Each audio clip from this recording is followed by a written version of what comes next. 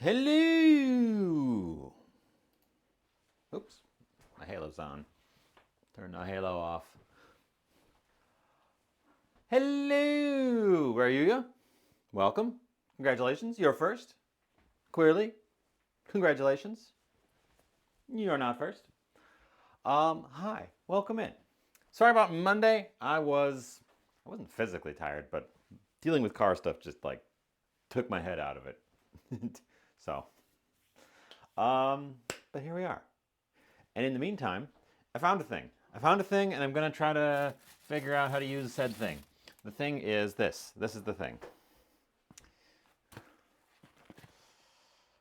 Oop. Pork jowls for $1. $1. 69 cents a pound. They were absolutely just trying to get rid of these. I don't think I've ever used pork jowls. We're going to do something. I'm going to figure out something. I'm going to incorporate that. I was planning on Monday using leftovers from Thanksgiving to make new things. I've still got leftovers. The thing is, now that they've been sitting around a little bit, we absolutely have to use them or they're going to start going off. So, something.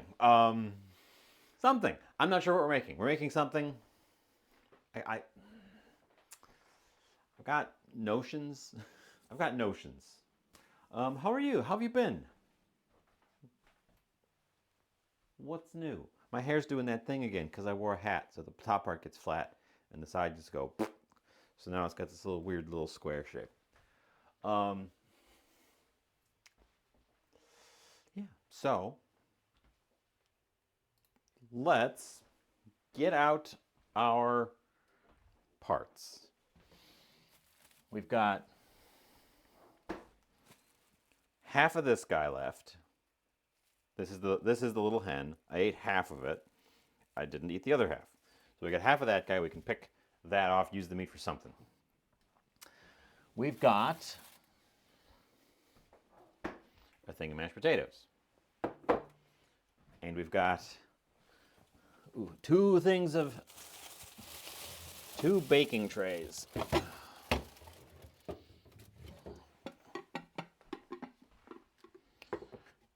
Vegetables and the stuffing. So the stuffing ended up not being quite what I had imagined when we made it. But I've been thinking about it since then. I kind of want to turn it into a crust of something. Like mix a little more egg into it because there's some egg in there already. Mix a little more egg into it, smash it down, and bake it to turn it into the crust of something because it's got good flavor. The texture was kind of off.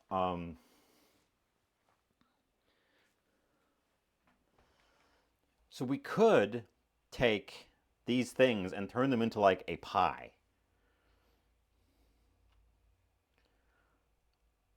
With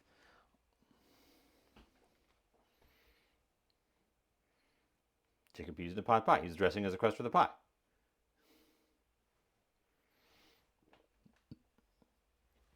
Okay, but these aren't ham hocks. These are pork jowls. So these are the face. These are the face of the pig. And they're not so connective-y. They're very fatty. They're like bacon with extra fat. But yeah, right. Exactly what I was talking about. We are on the same page.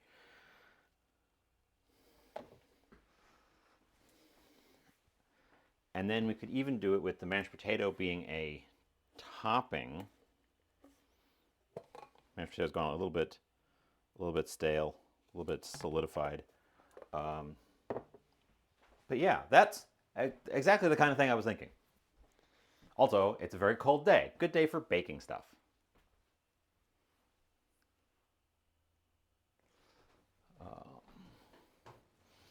I was actually just cleaning up some of the cast iron today as well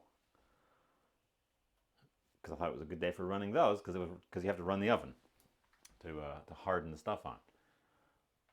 Okay. Okay.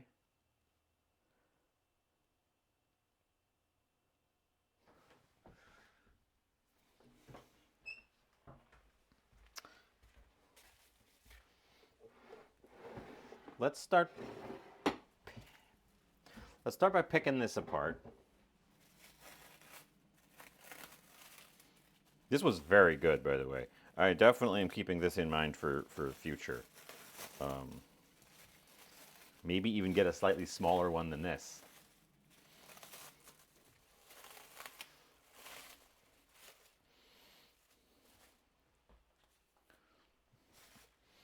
Oh, oh, it still smells so good too. But I do want to try to incorporate the pork somehow. Let's see. I need a bowl.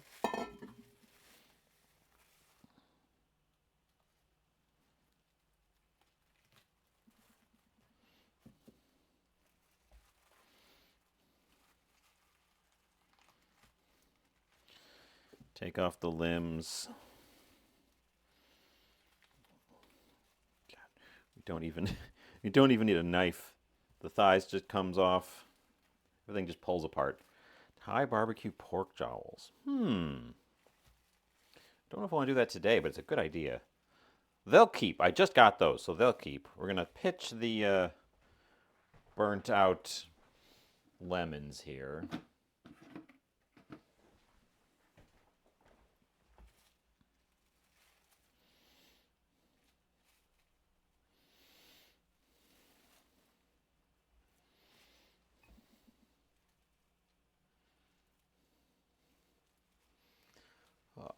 But yeah, how's everyone been since Thanksgiving?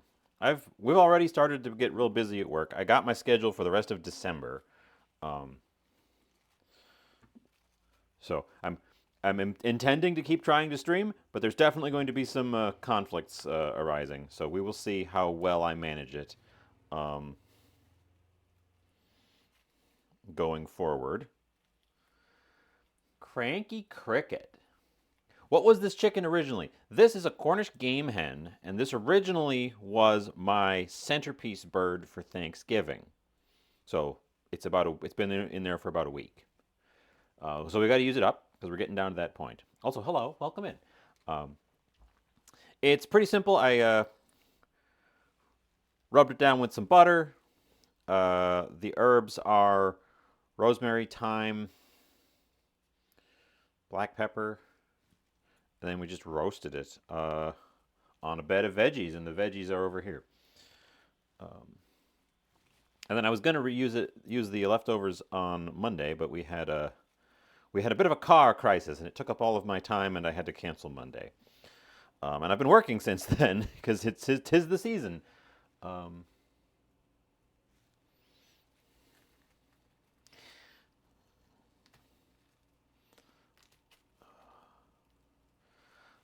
so yeah, I want to use up all my Thanksgiving leftovers.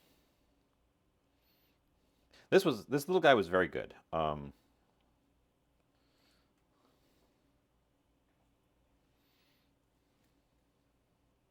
Dinner with mom. My hands are greasy, but I can give a shout out to mom. I do like hanging out there. I don't chit chat all the time, but they do good work, mom and dad.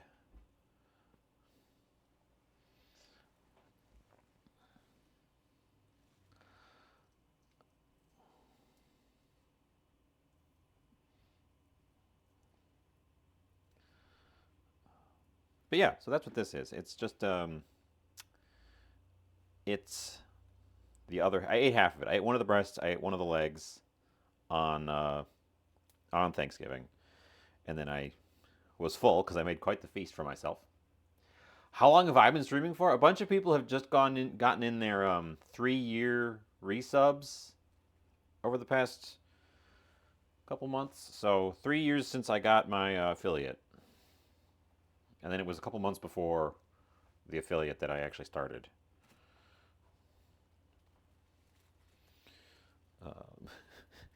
And you wouldn't know it by looking, because boy, have I done next to nothing on. I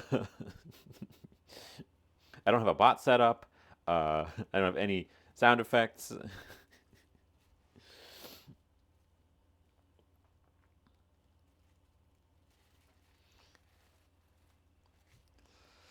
We got the wishbone. I don't have anybody to make a wish with. But yeah, welcome, welcome. Yeah, people say my kitchen looks way bigger on camera. Um, this place is tiny. It's 2 steps from where I am over to that wall. Uh, but yeah, I managed to get. I had to buy this camera. This was our big investment camera, and it gets the most overall use. Uh,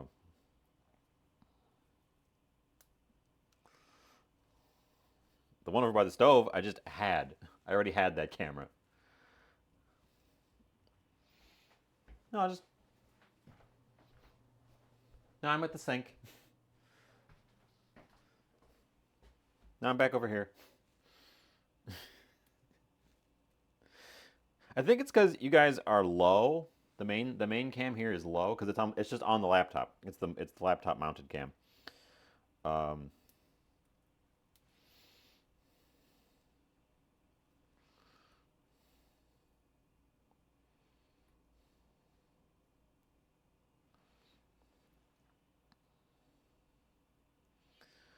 little tiny kitchen. It's also kind of cold in the kitchen most of the time.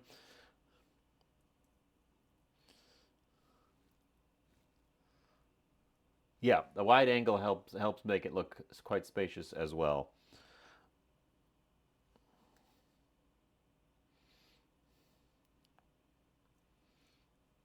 I'm not gonna bother to get every little scrap off of these, but we should at least get the good bits.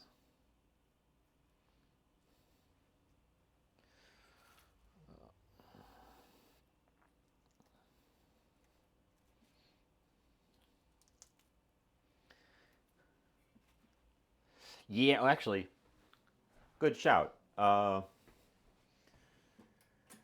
We should get it preheating because we are going to be baking.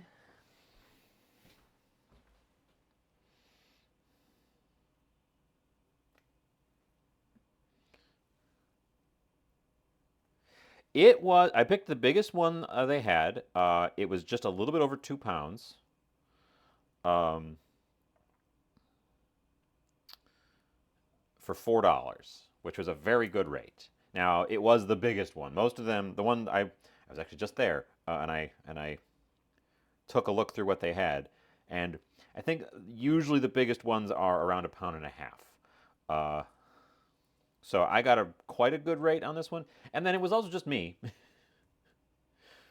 I can't travel back to my family for Thanksgiving because I work retail as my main job, and obviously that's the season. 'Tis the season right now.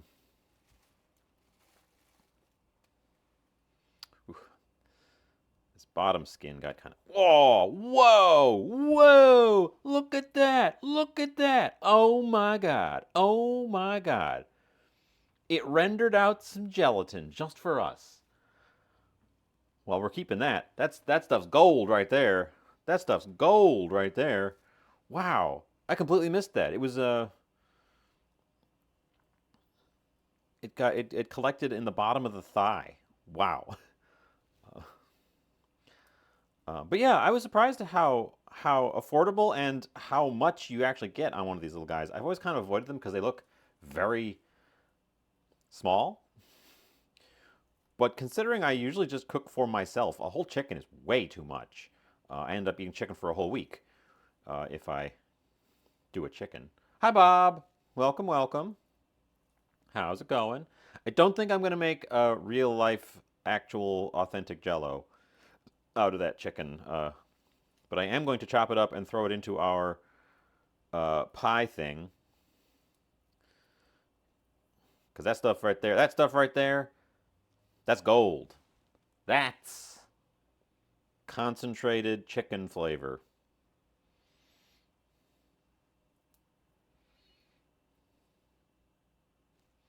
Well, one of these was for me. About half of this was a very full amount for a feast, for Thanksgiving feast. So I think one normal sized Cornish hen um, is the perfect amount for two.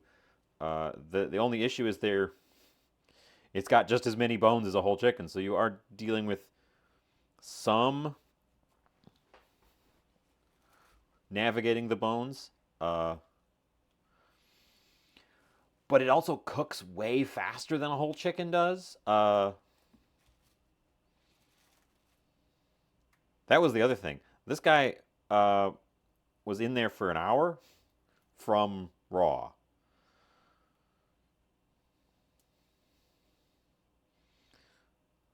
And he was fully cooked, very tender.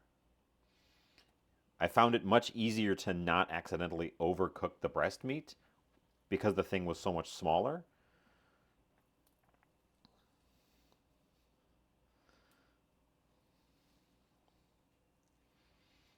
So yeah, this was my first go at one of these game hens, and you know what? They're good. Turns out they're good. But yeah, welcome. Stay a while. I don't normally go on Thursdays, but the past 2 weeks now, this weekend for Thanksgiving Day, I did a special Thanksgiving Day stream because I food and it was Thanksgiving and there's a food holiday and I figured I'd do it.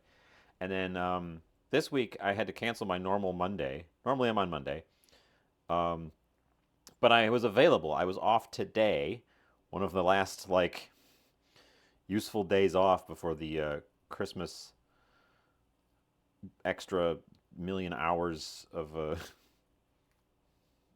work starts really setting in. So I decided to do the makeup stream today. And you know what? The Thursdays are working out. Probably won't be able to do them for the rest of the month because of again, it's can't panic chaos at work month. Um, but I can try throwing in some regular. Um, could you spatchcock this? Yes, you could. Actually, there's the backbone right there. Um, I don't know that you would need to. Again, the thing is small enough that it it kind of overcomes the things you normally the difficulties with a whole bird. But you could. You definitely could. Um, the wings are quite small, so if you do that, make sure you get them so they aren't really exposed because they'll burn. This was a Cornish game hen, not a quail. So this is it's a breed of chicken that has been it's a variety of chicken that has been bred specifically to be slaughtered at a very young age. So they grow quite quickly early in life, and then they get slaughtered. This one was when I waited at the store, it was like 2.21 something. Um, with the packaging. Uh,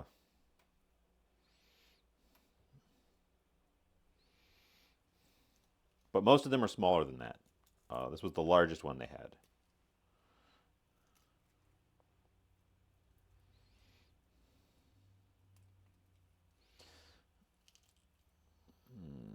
That that looks pretty good. I put the skin in there as well. We'll chop up the skin.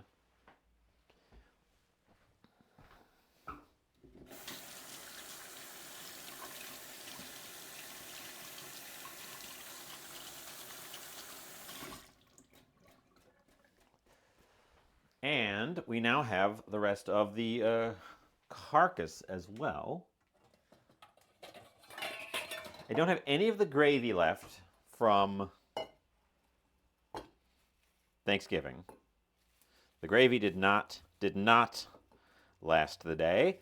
Uh, am I professionally trained? I am not. I am simply an enthusiastic home cook. I grew up with some enthusiastic home cooks for parents, and it rubbed off on me. Um,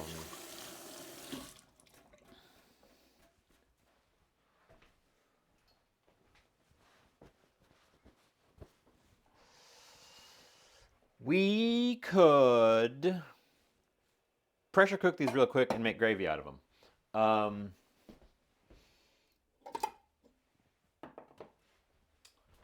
We could pressure cook these real quick and make gravy out of them, and then have some gravy. You're not going to get a huge vat of stock out of these. That's for sure.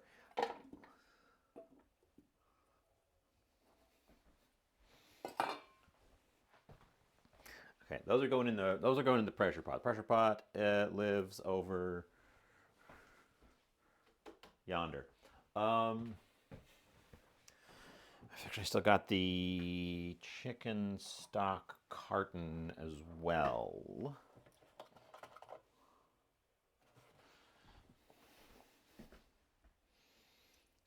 Let's utilize that for our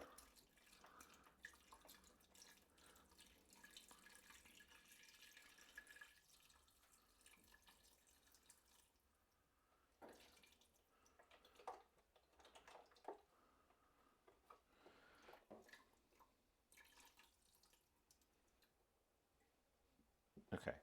I'm trying to tidy up leftovers.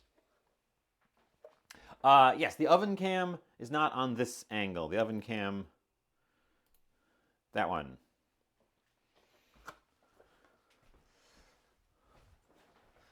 Neither of the side cams are on the main angle.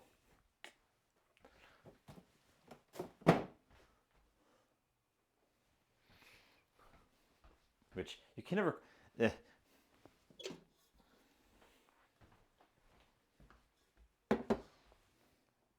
Bring this guy over here. That's the pot from our pressure cooker. I'm going to give it a little bit more water than that.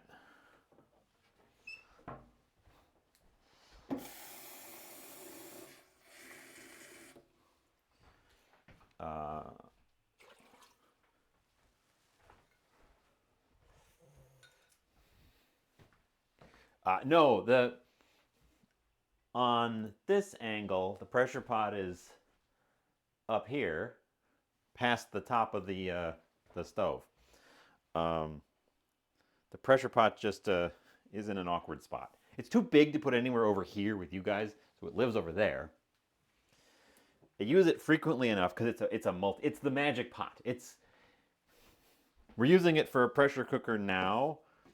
It's the magic pot. It's a multi pot.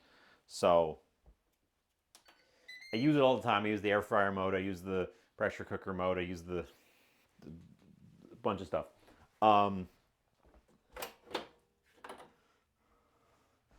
long do you pressure cook a carcass for stock? Hold on. Where's my mouse? There it is.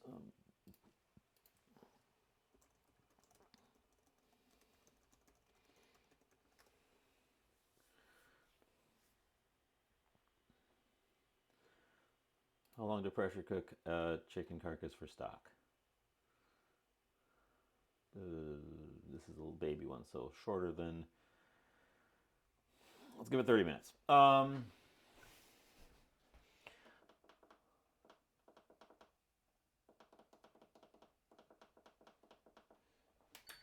by the time I need it, it'll be ready. Oh yeah, the Discord link. I always forget to put the Discord link. Thank you, Ray. Join my Discord.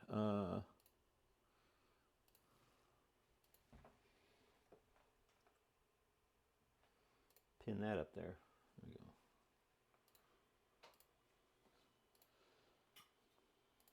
we go. Okay. Pressure pot, some turkey carcass for some drippings. We're gonna chop that up a little bit. Oops. Got some of the schmutz from the chicken there. Thankfully, all the chicken's cooked this time, so we don't have to furiously wash our hands every couple of seconds just from touching. My thing is the Ninja Foodie something something. Ninja brand. It's got a lot of modes. It's got a steamer, it's got a broiler, it's got a proofing mode, it's got a yogurt mode.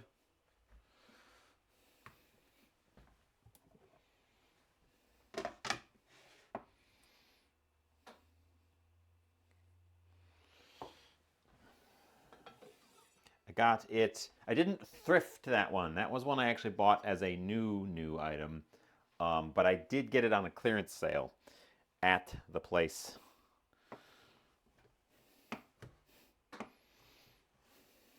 Because the new version had just come out and they were clearancing the old version. Oh, I should have put that blob of jelly in there. Oh well.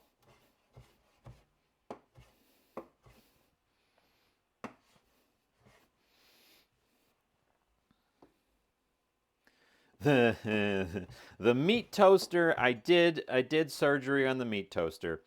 The cord is not a thing that can be easily removed. It is definitely bound up in the guts of the thing. So without tearing anything apart, I actually breaking stuff. I can't get it out of there, and I don't really trust it because that cord heated up very a lot while we were using it for just that brief time. So unless I can find somebody who knows their electrical stuff way better than me and is willing to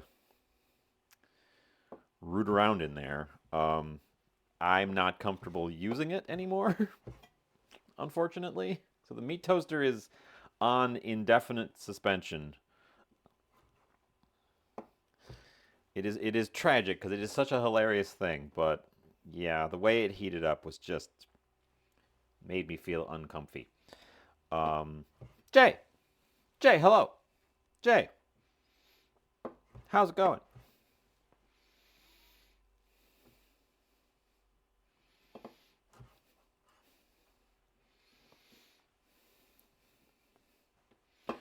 Welcome to the land of today, Jay. How's it going?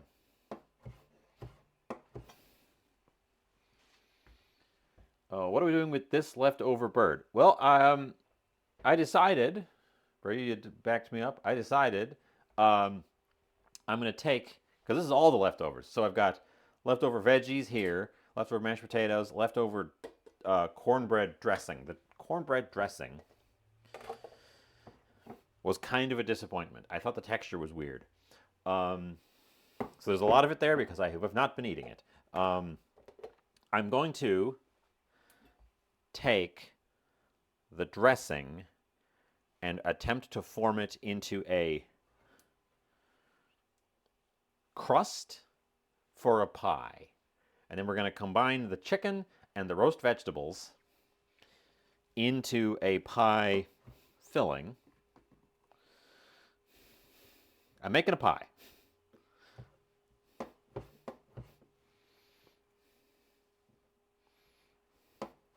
So I'm just kind of chopping these guys down.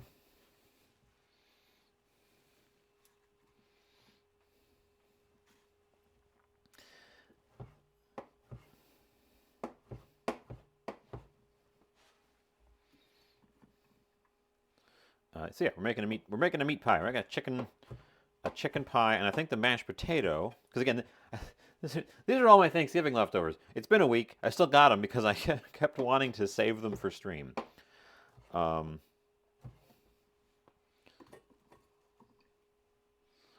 guys, Monday was boy.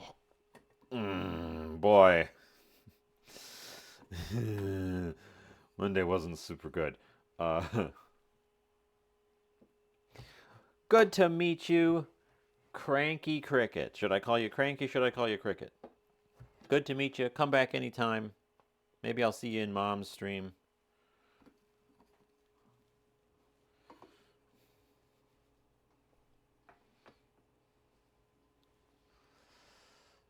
Okay, those have all been chopped up. I should have thrown that the rendered out goobers into the pressure pot and go in the gravy, but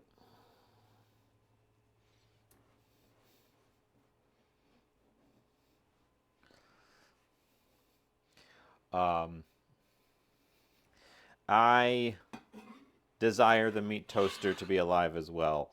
It but I don't want to burn my house down. Yes, the mashed potatoes I think are going to land on the top. It's going to be a shepherd's pie style thing, except with chicken. Hi, Bookwoman. Welcome, welcome. But oh my goodness, let me tell you about Monday. Or let me tell you about when it started on Sunday. Sunday, we had snow early. It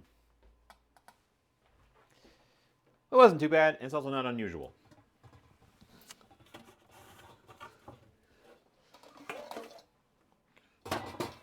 So I drove into work, everything was fine.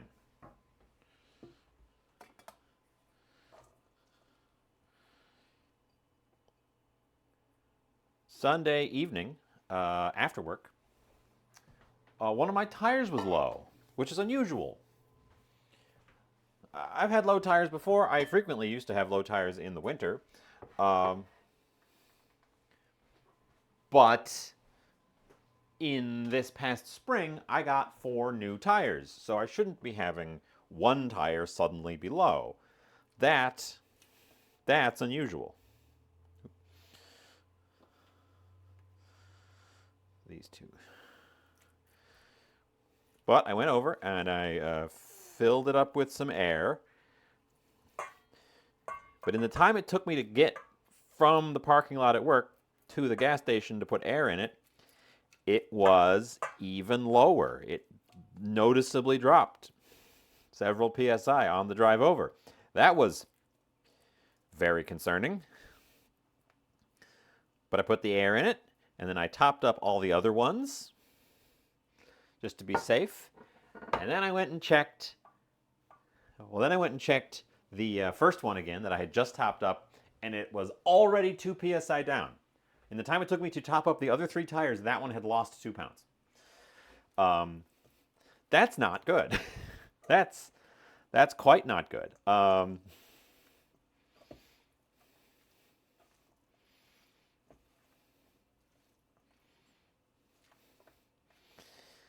I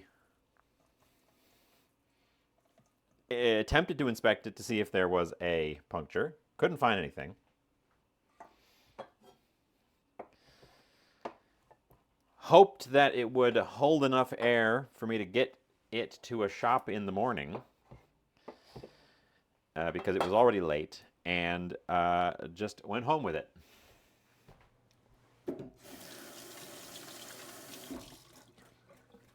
Monday morning, it was stone flat and resting on the rim. Just dead flat.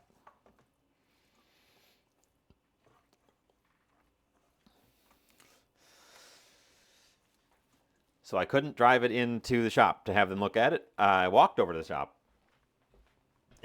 To have them look at it. They charged. I'm 2 blocks from a shop. It's not the one I normally go to, but I'm 2 blocks from a shop. So I just decided I would go there.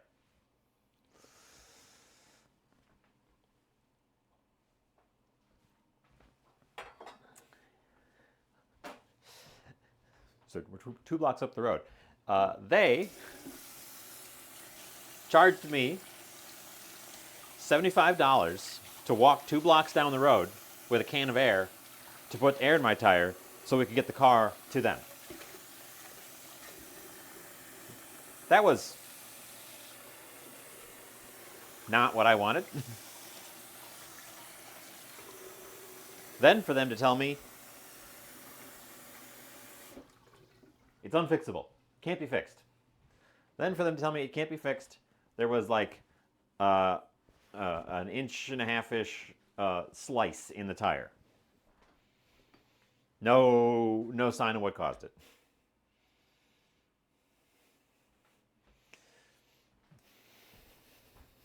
And then we had to work out how to get the tire on short notice, get the tire on the thing, because I needed that car to get to work the next day. So I was physically, and then I went and shoveled snow because, like I mentioned, it had just snowed. I hadn't had a chance to shovel the snow yet.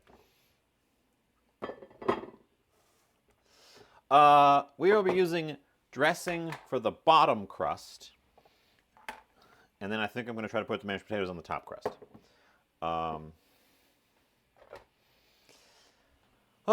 So yeah, Monday was a trying time, and that's why I decided, as much as I like hanging out with you, as much as this is energizing, fun, I enjoy this a great deal. Boy, did I just not want to face anything at all. Boy, was I just like, gosh, gnarly. So no, Bob, it's not my wheels that are the problem. There was an actual puncture in that tire. Much to my enormous detriment. What kind of pan am I putting this in?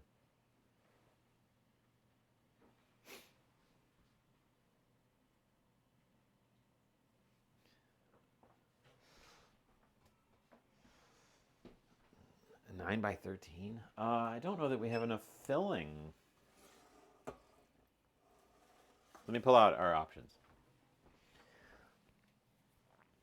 I was thinking perhaps springform.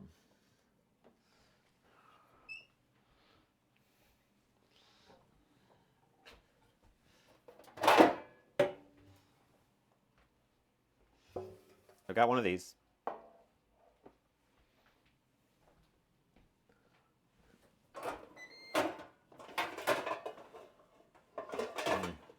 The loaf's not going to work.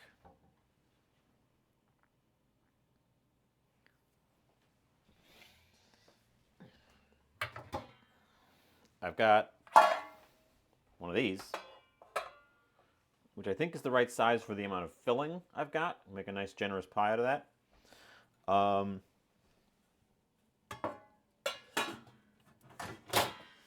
I've got one of these, the beveled kind as opposed to the cake round kind. It'd be easier to get stuff out of.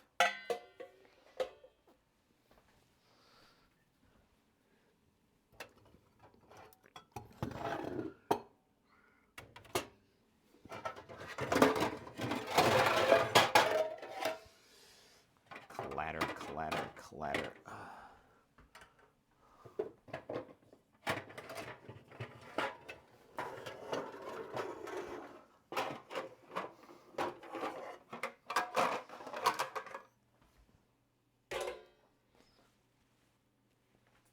Springform.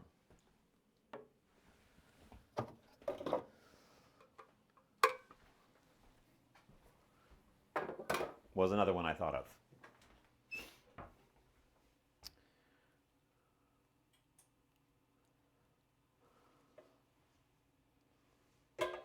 I think that guy's going to be too big.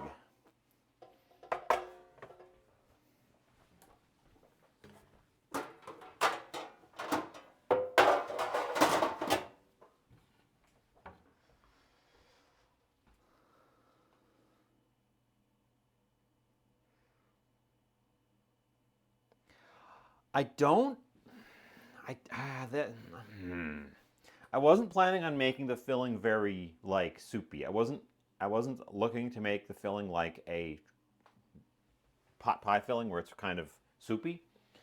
I was eyeing up a filling that was more solid, but I don't really have a binder for it.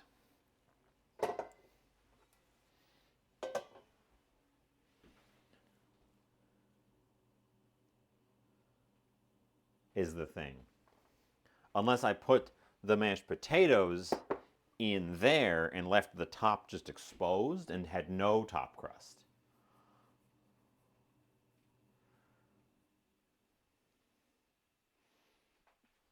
Because then it would kind of, because everything's not like it's going to shrink up on me anymore because it's all cooked. And I was going to do a blind on the stuffings to ensure that it had the structure. We also take some of this and mix it in there to give it a little bit more structure.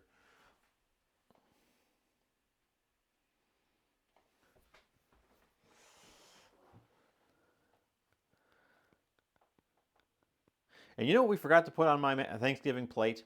Applesauce. I've got the applesauce. I might serve it with this. My homemade applesauce. You like the cake round. My concern is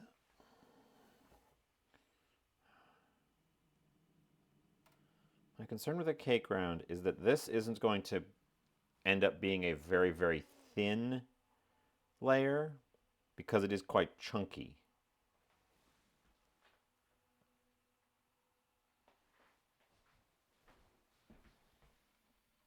Oh. Sorry. There was just a very strange noise coming from what I thought was the pressure cooker.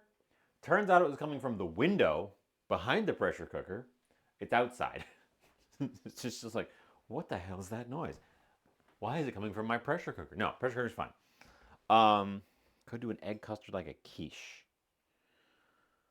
We could.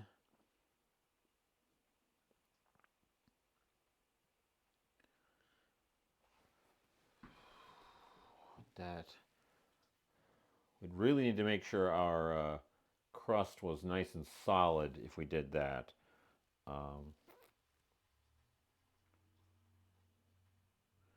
don't know. We're in the play stage a little bit. Press it in like graham cracker crust, but it's just that it's chunkier. The pieces, there are pieces in there that are bigger than I'll be able to press in. And also, if I was doing a graham cracker crust, press it in this guy. That's also.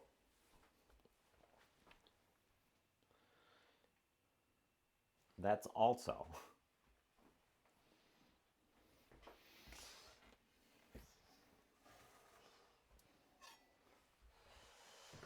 No, I'm going to need that knife. We want that knife. Set this aside.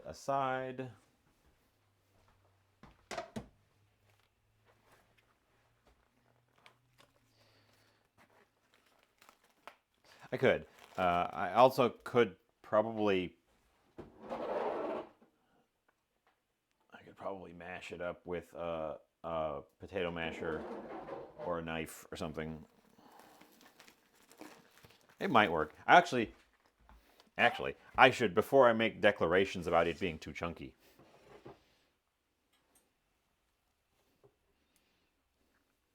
No, see it. No, you guys right. You guys are right. It softened up to the point where I can definitely press it out. When it was fresh, it was too chunky. But it has softened over the time. So I don't. So scratch everything I just said. I don't think it's too chunky. Okay.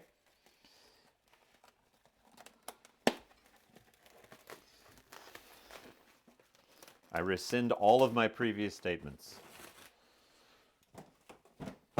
I am ashamed by my words and deeds.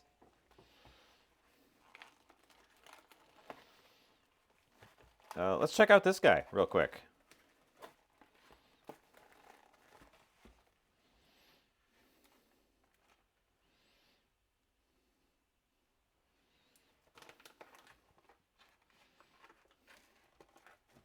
Get the fat on that thing. And the skin. There's still skin on these.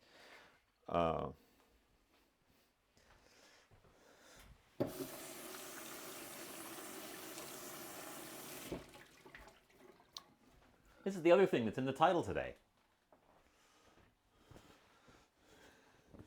Jowl.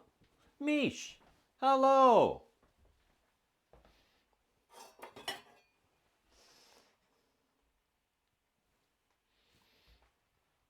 It's jowlin' time.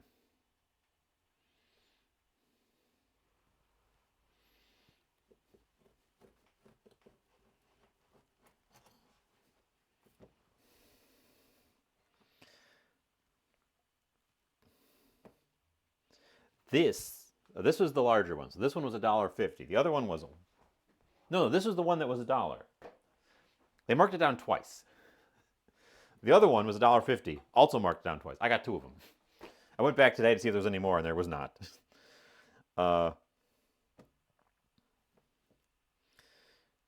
Should we?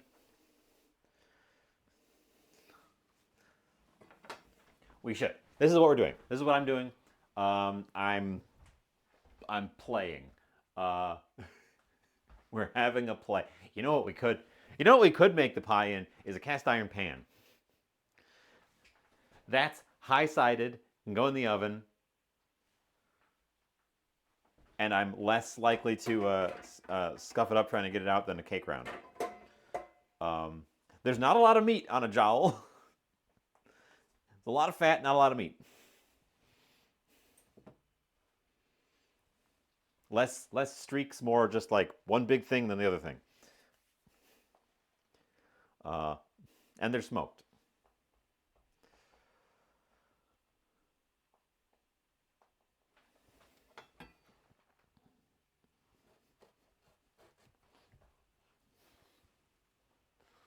Yes, I am doing exactly that right here. We're gonna use it as a flavor booster.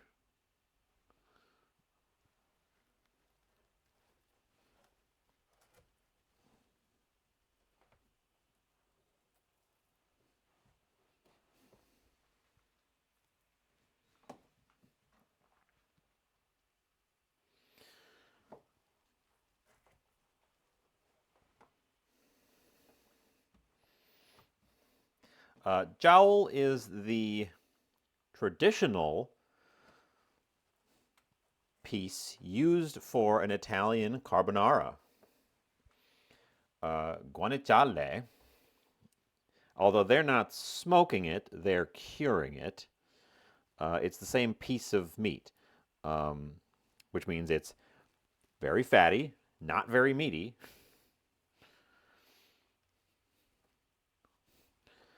But these pieces are supposed to also be quite tender.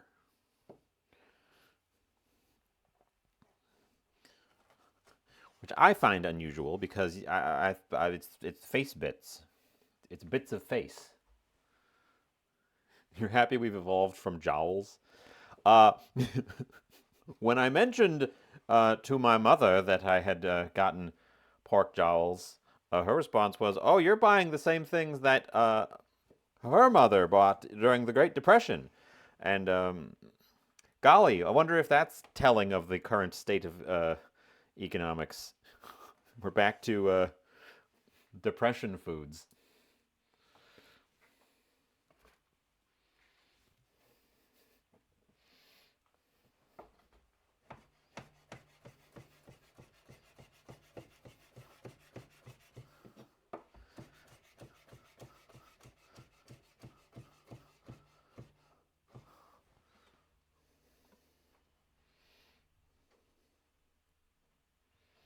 So here's what I'm going to do. Here's the idea. We're going to put all the pie pans aside. We're going to ignore them. We're going to say no. No pie pans. We're not doing pie pans. Instead,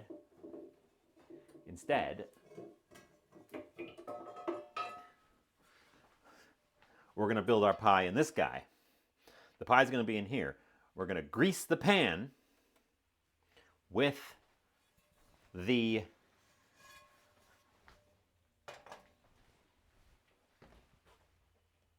jowl bacon.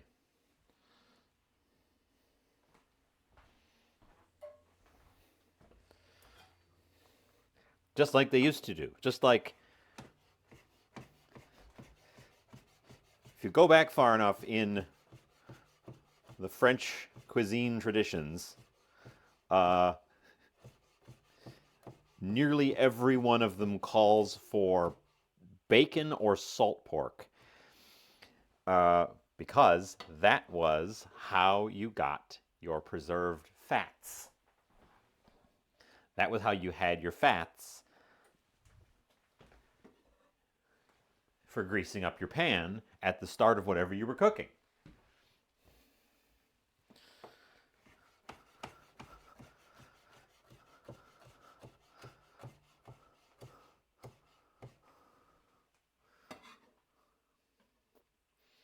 Nowadays, we've got liquid oils and refrigerators for things like butter. But salted meats, once upon a time,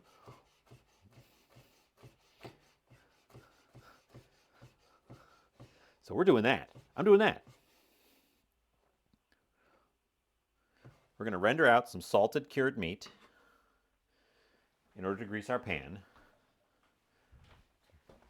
While that's happening, we are going to mix a little bit of egg into some of that dressing. I should do this all at once and not walk back and forth.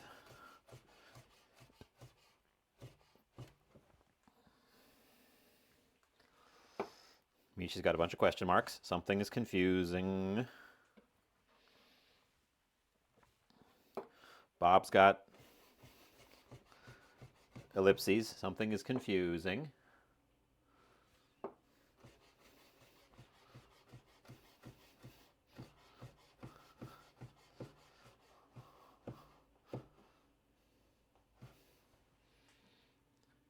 If your grandmother's dumpling in Bob's jowls. If your grandmother's bacon grease tin. Yeah, I've done that. I used a mason jar, but I've done that.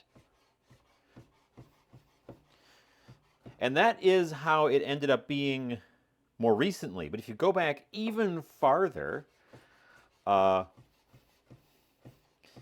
weren't saving or filtering the fats. They were doing this. This would be your cooking fat. You'd keep salted meat on hand, fatty salted meat on hand, so that when you needed to start cooking and grease up your pan, you had some fat.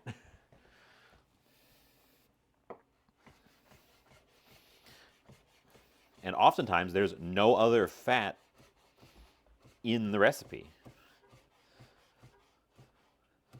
If you go back, I can't remember the name of it. There's a famous French cookbook from 1600s. The original mirepoix, the original French mirepoix, is carrots, celery, onions, and bacon.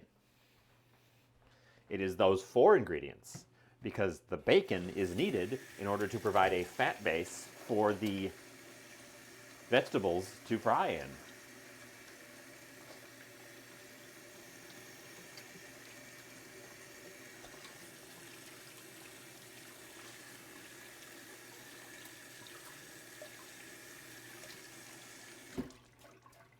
Anyways, we're going.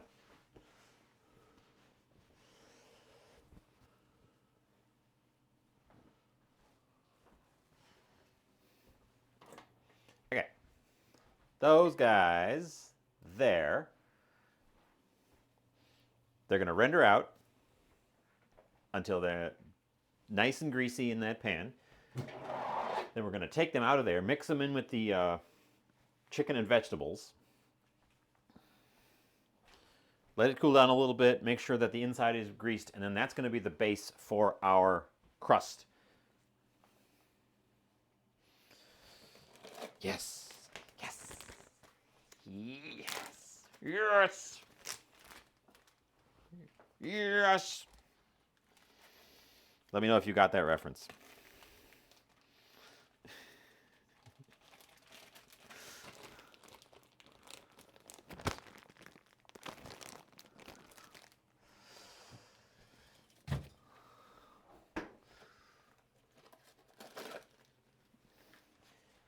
You've got your grandmother's green bacon grease tin.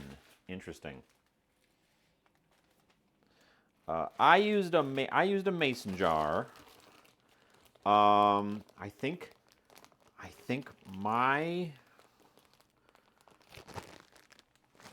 somebody in my family, I'm not sure who at this point, I can't quite remember, did that, but with a margarine cup, the little old style plastic tub. Which, doing that in plastic has always been like, really? Is that how we're doing that? Plastic? Okay. No, I've got a handle on what we're doing. Because the bacon grease is hot when you put it in there. At least it is when I put it in the mason jar.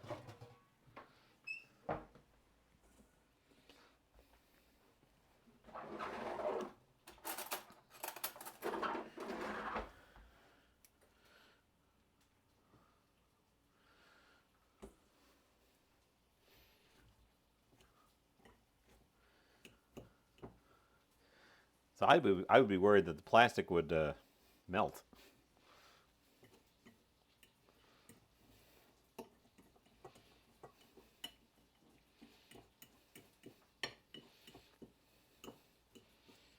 I haven't saved bacon drippings for a while. I was at one point doing that. I'm not actively doing that these days.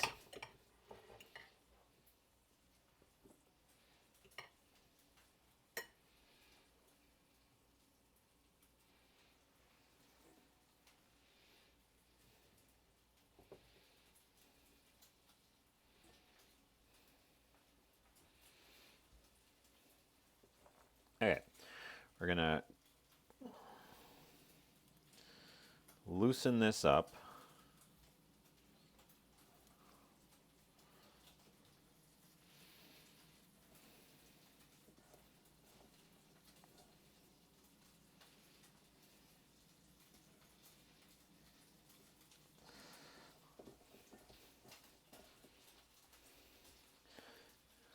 I think that's going to be enough. I think that's going to be enough.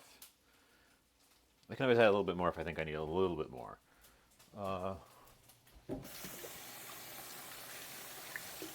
Okay, now I'm locked in. I'm locked in on what we're doing today. Okay. Cool. Also, I completely glossed over it. MJ, hi. MJ is lurking. Thank you for the lurk. Thank you for the streak. With how infrequently I stream, a streak of 7 means you've been here for every stream for like 2 months.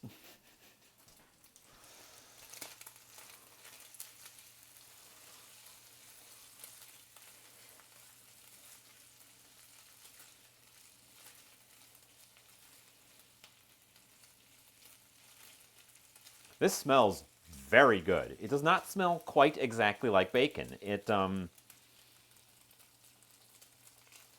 porky, it's smoky. It's a little bit different though.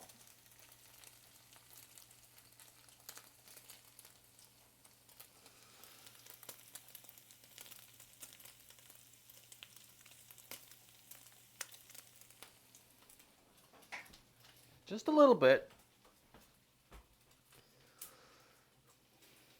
Moisten. I don't even have a glass. You caught me completely off guard. Unprepared. Ugh. Water. Need water.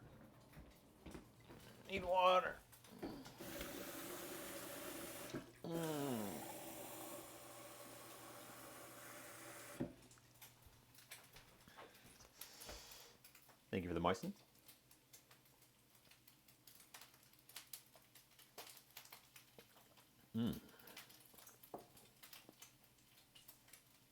moist.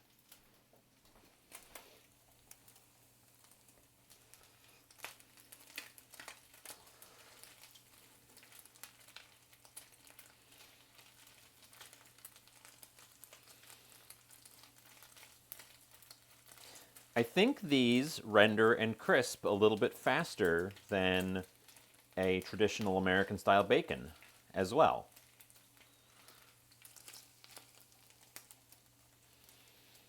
Which is nice for doing exactly this, fatting the pan with your bits of bacony meat. Taking the heat off.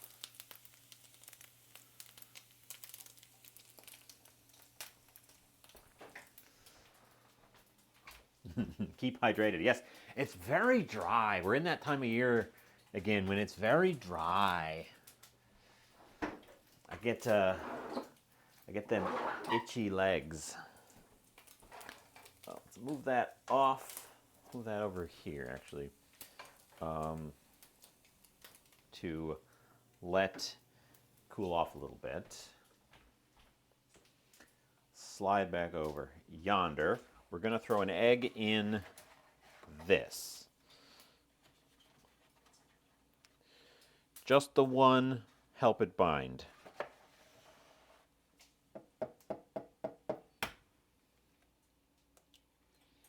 Ah, these eggs have been so good. I got a really good batch of eggs this time. The yolks have been this nice, lovely dark orange.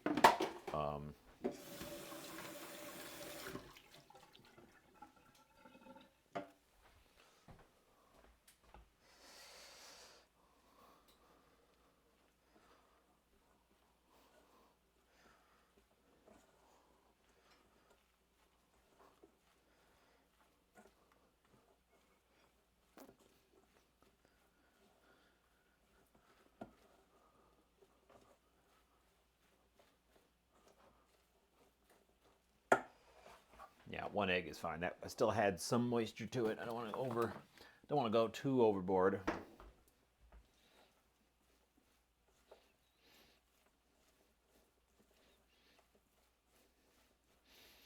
What do we think? Is that going to be enough to press in a crust on that pan? I can add a little bit more. Not all of it more, but a little bit more.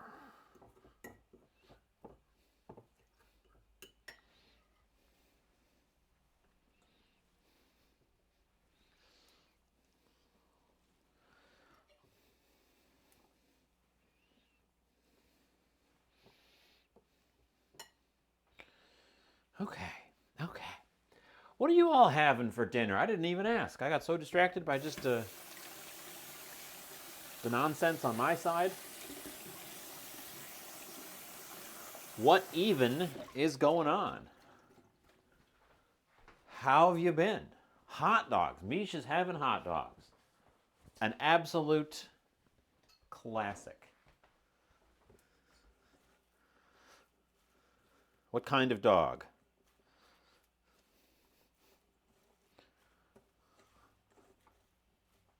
Was having. It's 1 a.m. Mish lives in Europe and had hot dogs. I didn't know they had hot dogs in Europe. Thought you had real food over there.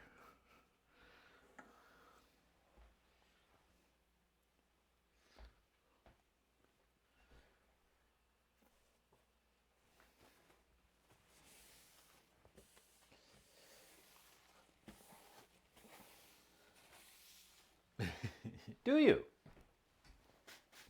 I'll have to check it out next time I'm in the neighborhood, which would be the first time I would be in the neighborhood.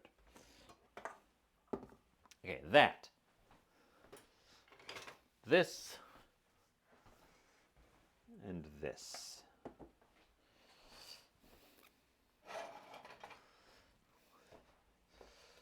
So our pan is very greasy.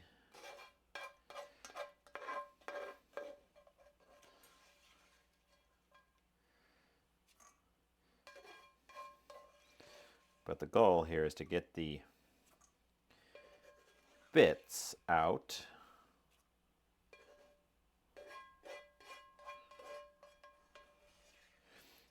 Tell you what, I should have expected it because you can directly see that there's a lot of fat on those pork jowls, but there's a lot of fat on those pork jowls.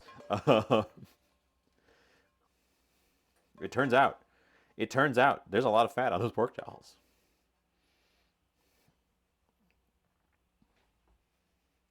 I might have to drain some of that off. In fact, I'm gonna drain some of that off. No, might have to about it.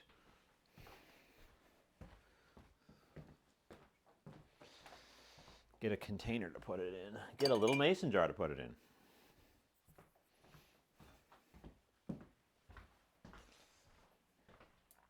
Smoked pork sausage, pickles, remoulade, fried onions, ketchup, raw onions, and mustard. That doesn't sound like a... That doesn't sound like a hot dog. That sounds like real food. That's what I said. I thought you had real food over there. And then you're like, no, we have hot dogs. And then you describe real food.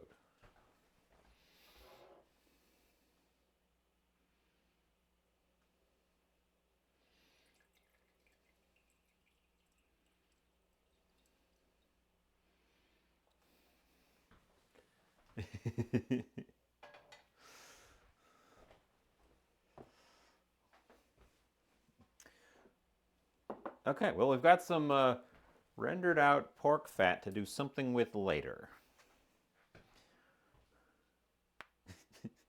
How dare you come in here with real food? Don't you know where you are? This is my house. Only fake food. I'm going to use the spatula to push the pork fat up on the sides. Just a bit. And spread it around on the bottom. This guy is still hot. Our pressure pot is done. Remoulade. You know, where I live, I would argue probably two-thirds of the people who live here don't know what that word means.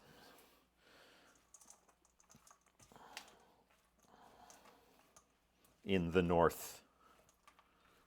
In the south, yes, definitely. People know what that is. In the north, questionable.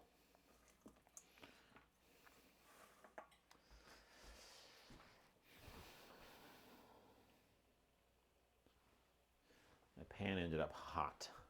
Pan ended up being still kind of hot.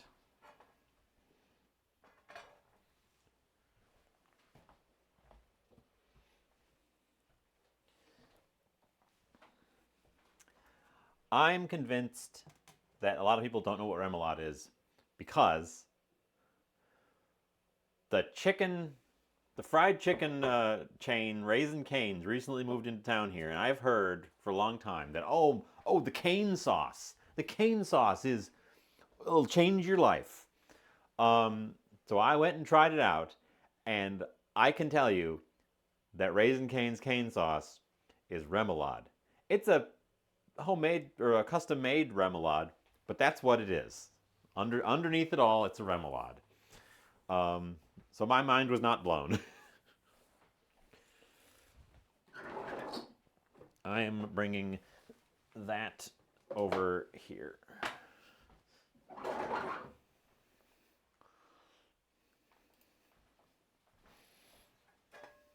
It's not bad. It's quite a good sauce, but it's a remoulade. It's like a black pepper remoulade. So it's tasty, but again, it didn't blow my mind and change my life. I was not ashamed of my words and deeds. Let me know if you got that reference.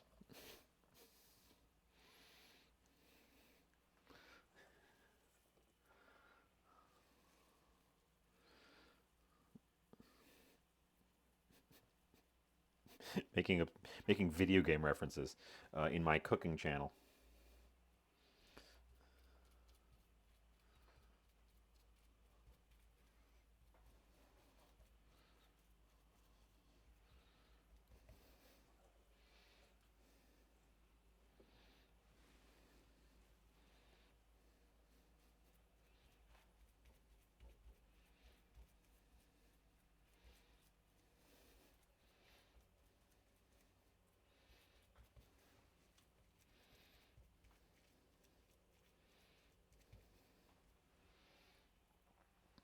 Danish remoulade is a modified version of French remoulade.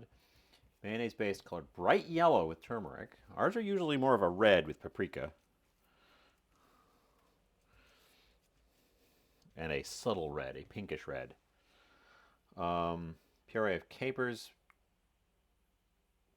pickled cucumbers, sometimes cauliflower, cabbage, carrot. Okay, it doesn't sound like exactly the same thing, but it sounds good. I'm glad I added a little bit more. Definitely would have run slightly out.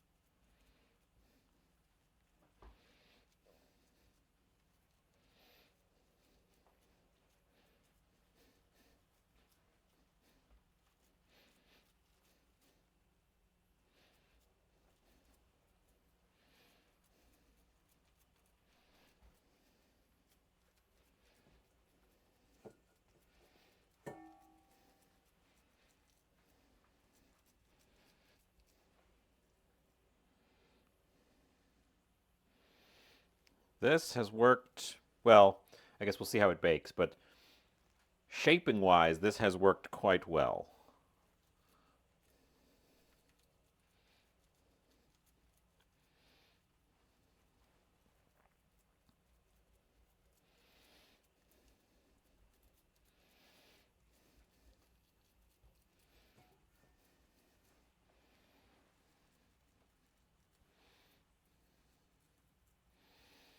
I guess I'm kind of treating it like a deep dish pizza crossed with a shepherd's pie. Made out of Thanksgiving. Because the shaping has worked well, I think. Yes, that's what we're doing. We're pressing this in. We're treating it kind of like a cheesecake, or how I would do a cheesecake with the blind baked crust to harden it up.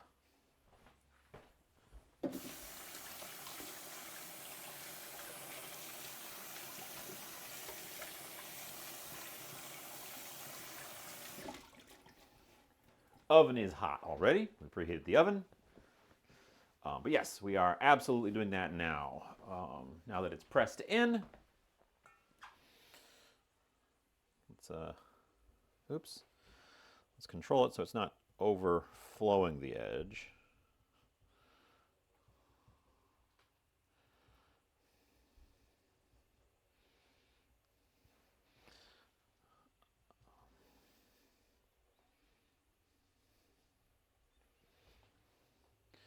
As long as our filling isn't too soggy, it should hold. So, putting any cheese, we could cheese the top. Okay, get that guy baked up. I'm not going to mix cheese into the potato, but we could potentially put some on the very top.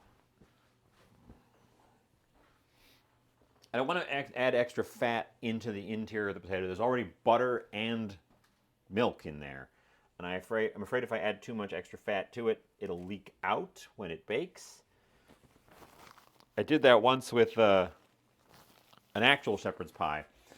And there was too much butter in the potatoes. And it ended up just swimming in melted fat, because also an awful lot of fat came out of the lamb. That was a proper shepherd's pie with lamb and such. What of the gravy? Well, we're about to release the pressure. get over here. No, let's get over here. Let's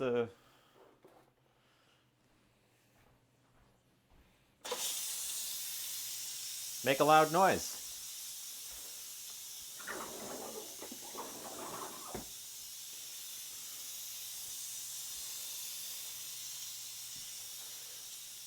We could, depending on how hard the crust gets, we could try to mix the gravy with some flour into the thing and make it like a regular pot pie, where it thickens. But let's see what we've got going on in there before we commit.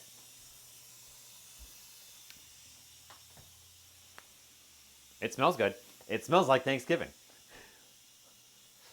What do we have for cheeses if we want to cheese the top? I've got some Romano. I've got some Swiss. I've got some Parmesan. I've got Colby, Pepper Jack. We're loaded with cheese right now. We're well and loaded with cheese right now. Do you have any pie weights? I don't, and I don't think it's going to be an issue because that's not a layered pie crust. There should not be anything in there that will cause it to puff.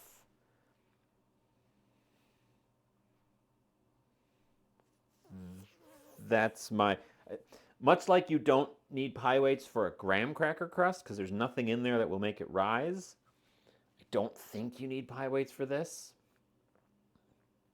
I might be wrong. We might have a disaster.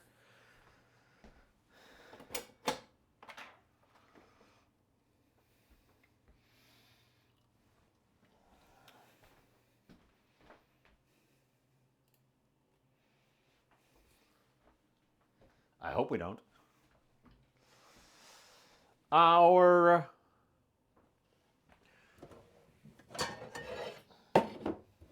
drippings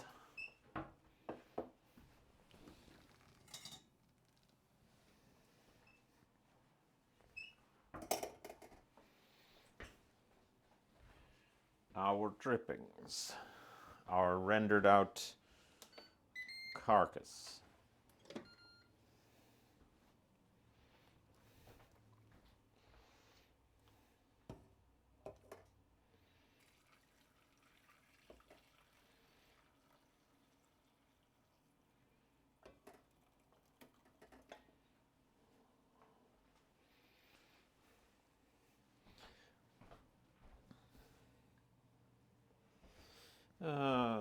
Just go right back in there.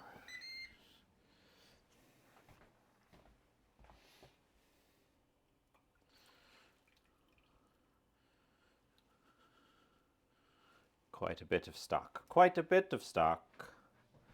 We'll leave the carcass bits to cool. Do we try to make it like a pot pie filling?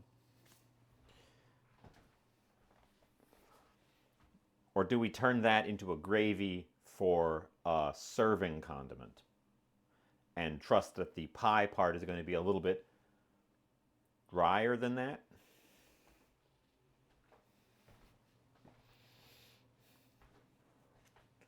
I'm inclined for the latter. I'm inclined to make this be more of a slicing pie.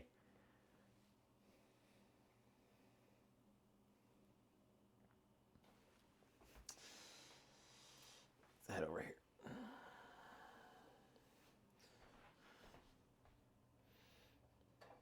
I probably shouldn't make all of that into gravy either. I probably should just make a small amount of gravy in a more controlled manner and save the rest of that as a stock. Which would mean grabbing another mason jar, but a bigger one.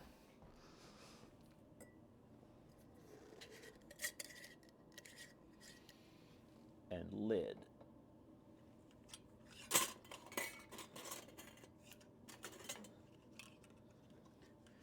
And I suppose a lid for the little one we just did.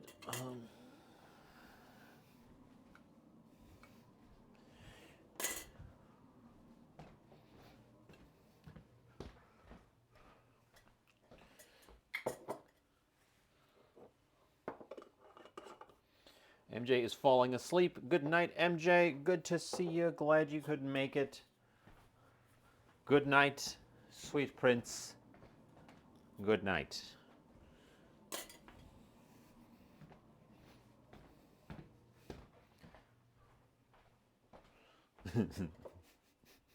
Exclamation mark lurk. Exclamation mark lurk causes me, the streamer, to say exclamation mark lurk, because there's no command for that.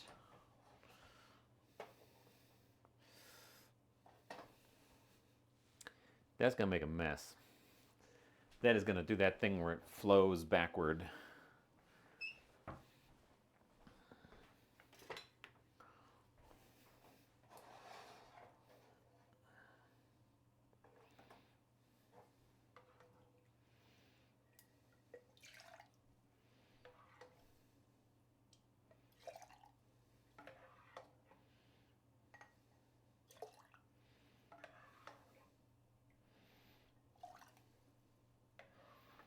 I'm taking out however much fits in this jar comfortably. And the remainder we're going to use.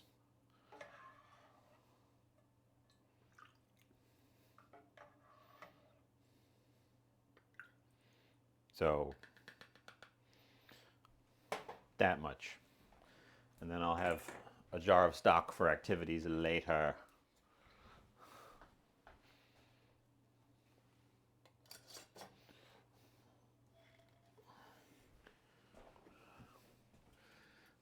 Let's let that cool off before I put it in the fridge. And then let's find out how much we've got in there by putting it into a measuring cup.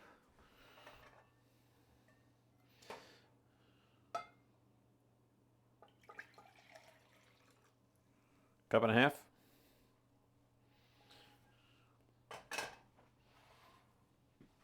Almost on the button, a cup and a half.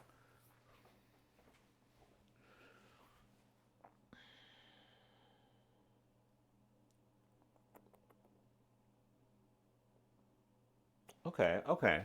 Cup and a half. If I want to do a gravy, if I want to do a good gravy, I should also taste the stuff. See what we're working with. Likely needs some salt. Definitely needs some salt.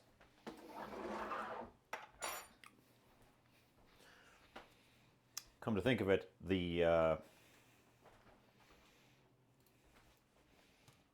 this is going to need some salt because none of these things were salted. Really.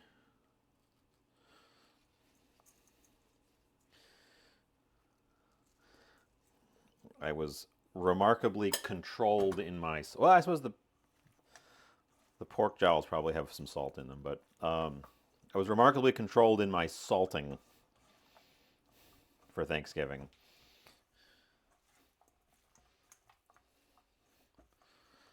Okay. What time is it? 6:30. I think I want to put some of it in the mix here, but not all of it. So essentially do what Ray said, split it in two and use it both ways.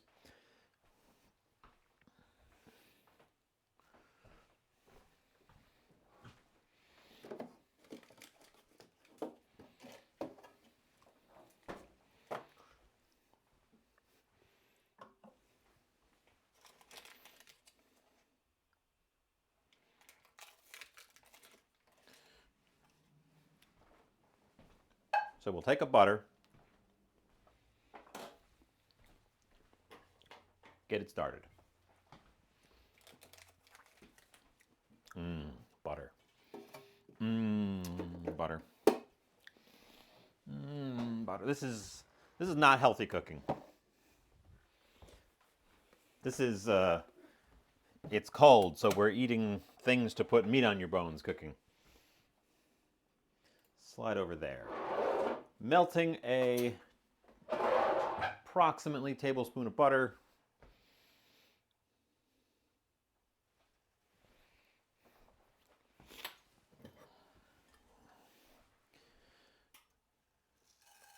and some salt.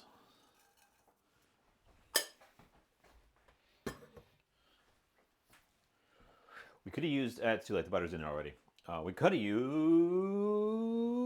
pork jowl fat for that. Made a smoky pork gravy. Because you don't have to use butter for your roux. You can use different fats, and they actually do slightly different things if you do. Not dramatically, so you can still make a functional roux. I've done it with olive oil.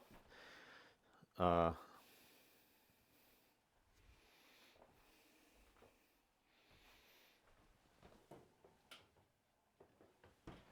not sure what I'm looking for in there. It smells like pizza. Wow. Wow, does that smell like pizza? That's strange. Wow. Unexpected.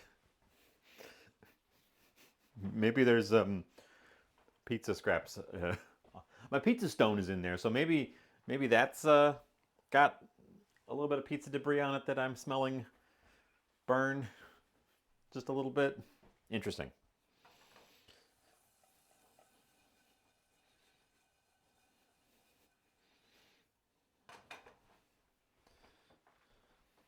How can that possibly smell like pizza? Right? I opened the... It doesn't smell like pizza in here. Out here in the rest of the kitchen, smells like you'd expect. Smells like Thanksgiving stuff and some bacon. Bacon and Thanksgiving things. That's what it smells like. Opened up the oven, smells like pizza. Inside the oven smells like pizza. Ooh, ooh. Weird. Weird. Don't know where that came from.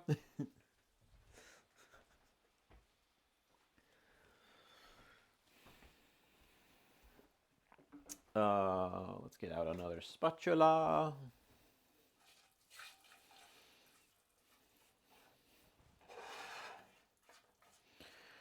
We're gonna not burn the butter this time. Brown butter gravy is tasty, but I want a little bit more stability and control.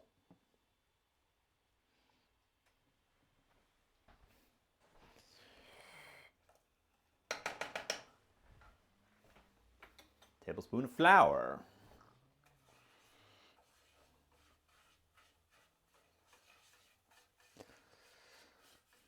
Mix into our butter and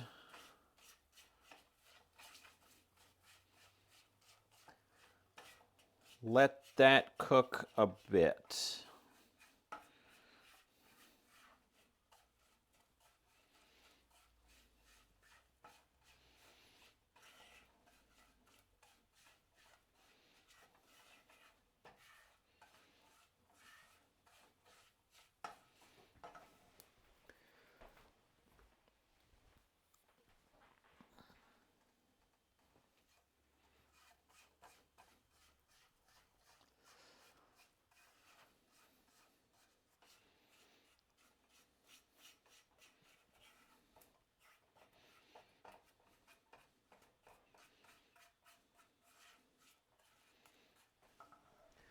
Oh.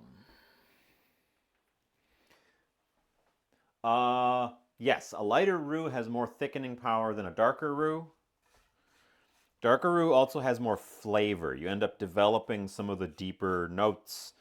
You get more of that toastiness. I'm going to add our stock now.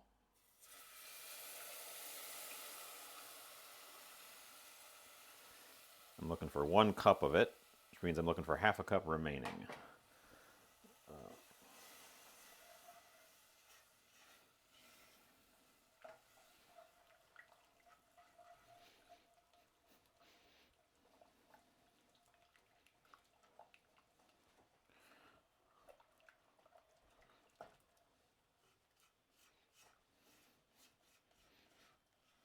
Okay, I'll probably take the heat off.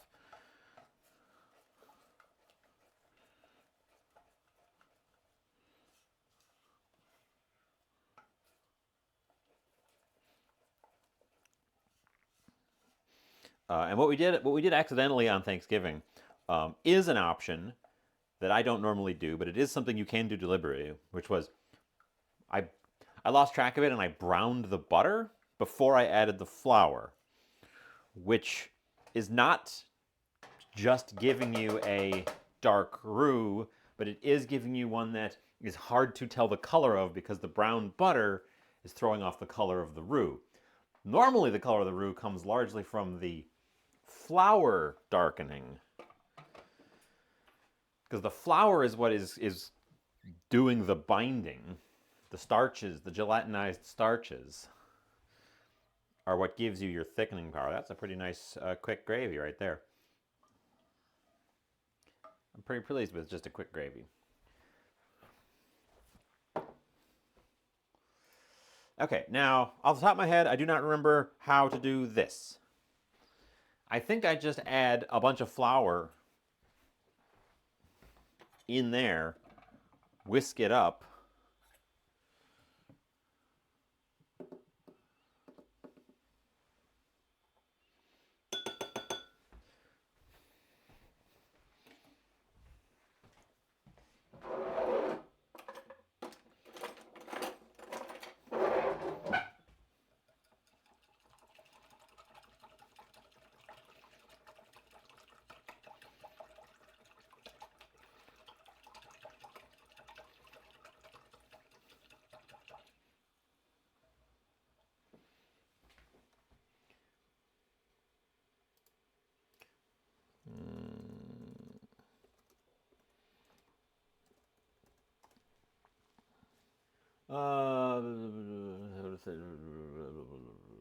blah, blah, blah.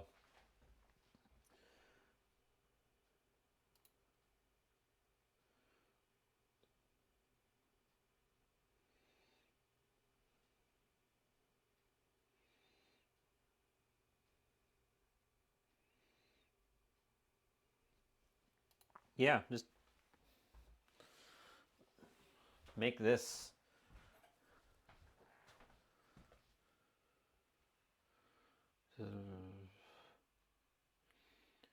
If you'd used ghee to thicken, then added the brown butter, would have turned. Ghee tends to add a little bit of a slightly cheesy flavor. Because it's not just clarified butter, it's cooked slightly differently. It gives you like a little bit of a different flavor. It would be a good fat for doing that because you wouldn't be able to burn it very easily.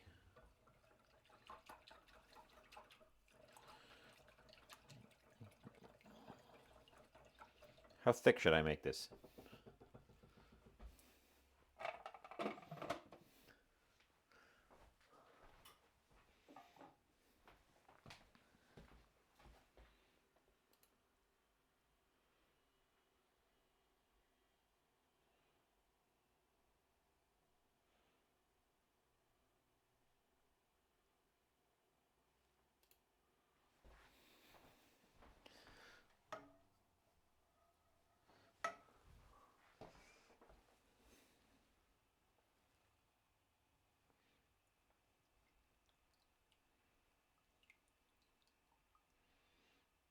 I don't know how thick I'm supposed to make this. I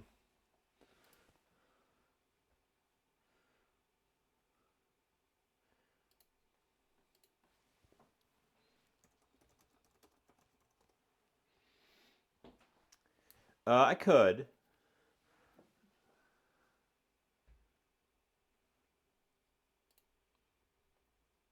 We could throw an egg in. In that case, I would need even more flour. So I don't want this to be soupy. 2 to 1. There's a half a cup of liquid in there.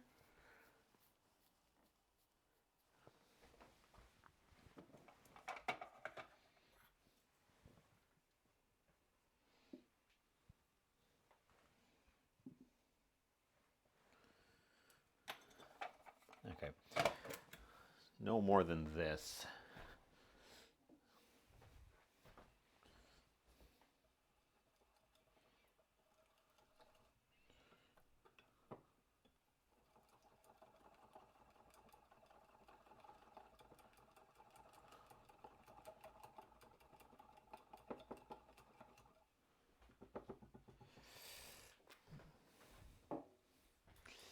Okay. This, that, the other thing. We're going to throw in some pepper. We're going to throw in some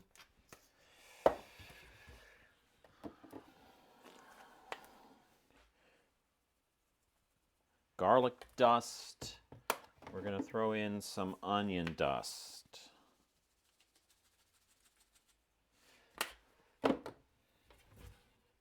We're going to throw in some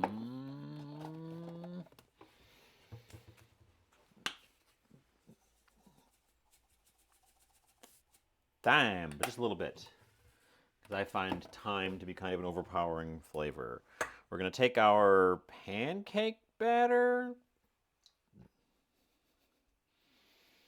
mix that in there.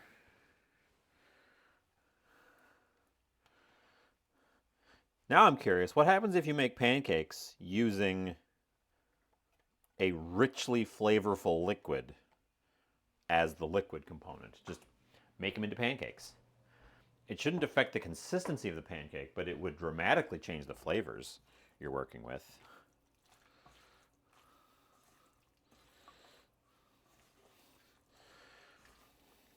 Okay, yeah, that's good. It's not pooling. It's kind of coating the things.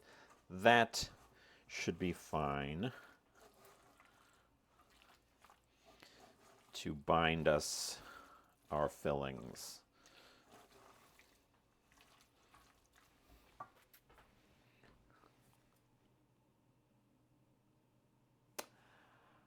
That would have been a thing to do, but nope, I already poured all of it in there. I already poured 100% of it in there. It's already gone. Saw your message, too late.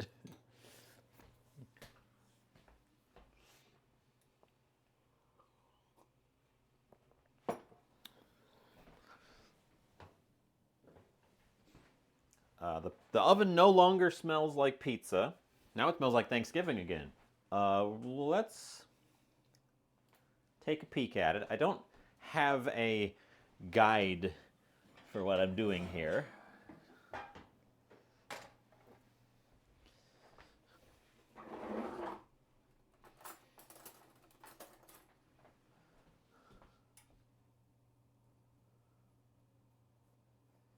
It's soft, but solid. It feels slightly spongy, not crispy.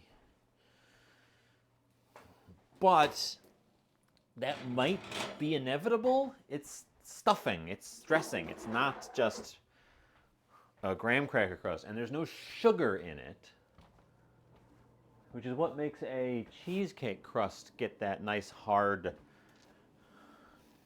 Ask me how I know. We made a savory cheesecake, left the sugar out. Turns out the crust goes real soft. Turns out the crust goes real soft without sugar.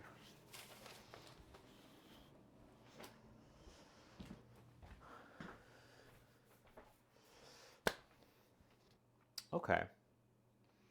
So I want to leave that a little bit longer, but we need to get the thing baking post haste. So how long do I wait? Hey, for Valentine's Day, look what I found. Look what I found. Look what I found. A teeny tiny heart-shaped spring form. We'll do something. Something horrifying.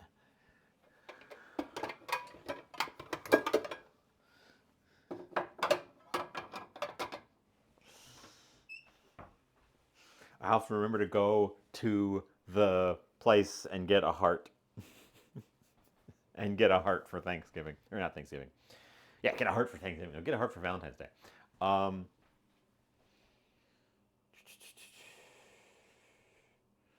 need dessert so that I have something to do while it's baking. Having something to do while it's baking is a reasonable idea. I don't have any desserts planned. I think I was going to tidy stuff up, mostly, while it was baking.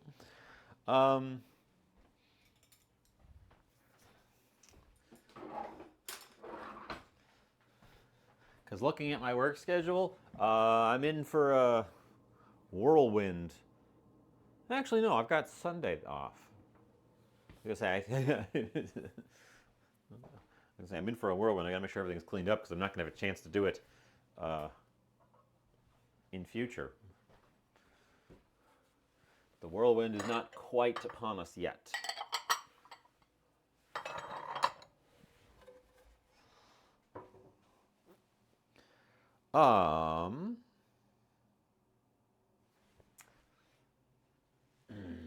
Do I take it? Do I say it's good enough? When do I say it's good enough?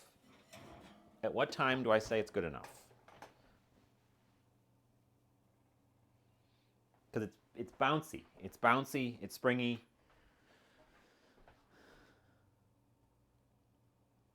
It's bound together. It doesn't mash. The upper edge is crispy. It's just that it's got a lot of moisture in it down at the bottom. I think I call it. I think I do it now because my filling's not like soupy.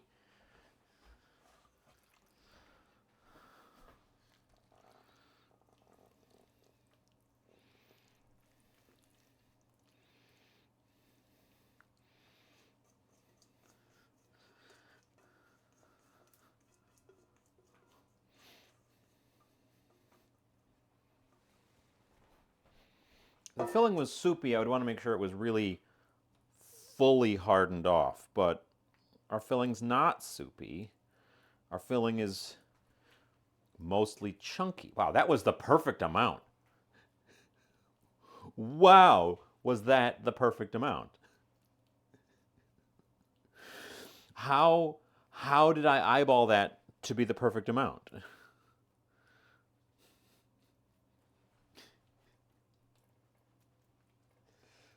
Well, I can tell you if I used that cake round, I would have had slightly too much filling if I had used the cake round. I couldn't have eyeballed, I couldn't have told you that beforehand, but wow.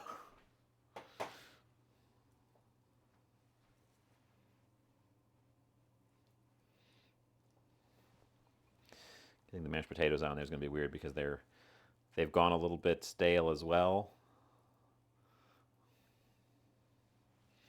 So I can't just spread them.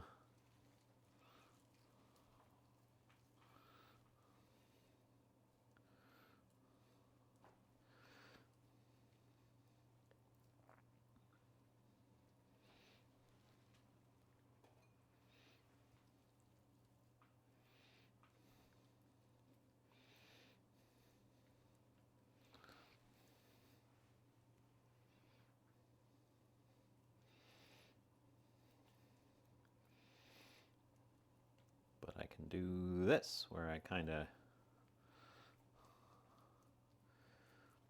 poke them together.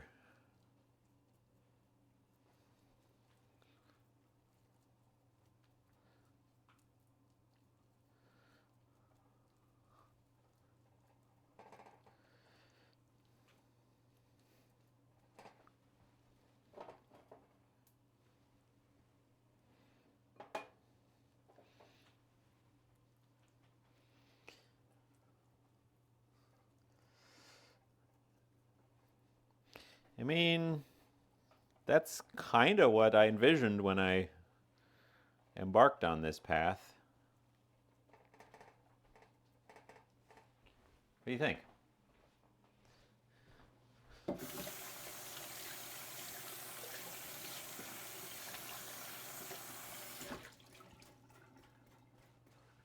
Yes, it was a remarkably good choice of pan. I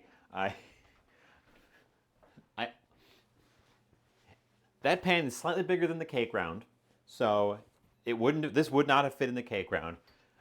I also have a slightly larger cast iron on the other side over here that I could have picked, in which case this would have been too small for the pan. The fact that this eyeball just eyeballed it out, everything worked out so well, is amazing. I did. I put some gravy inside. I mixed some of the stock with too much flour in order to make it almost pancakey consistency, not quite, but like a crepe batter consistency. And I poured that on the inside so that it didn't get like soupy in there, but there'd be something to help bind and something to help add some moisture. So yes, I did. Ow. I'm also an idiot. I'm also an idiot. That pan was in the oven. Do I cheese it now or do I cheese it later? Probably later. I can add cheese later. It's going in the oven. It's going in the oven. We're baking it. It's getting baked. Okay. Hey, we're getting baked.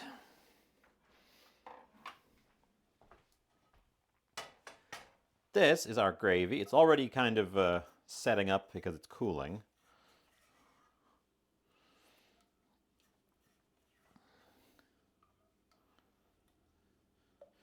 We should taste it.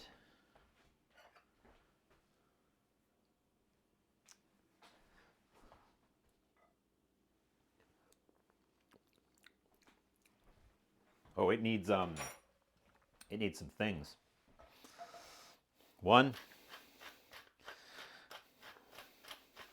it needs black pepper. Two, it needs yet more salt. And I'm going to give it a little sprinkle of magical white powder.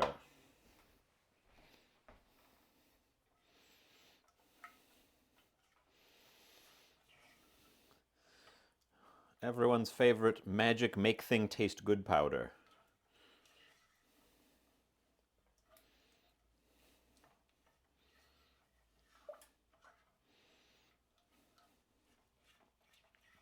Gravy came out in a good consistency, though. I have had bad luck with gravy so many times.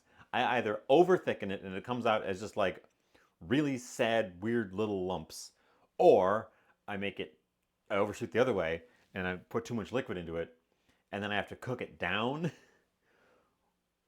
Which, if you boil it too long, it kind of loosens up some of the thickness. Which is what happened to the gravy we actually had on Thanksgiving Day. It ended up being a little bit too thin. Still tasted good, but it was a little bit too thin. That's the gravy I want, and I actually did it today. Amazing. By not getting distracted.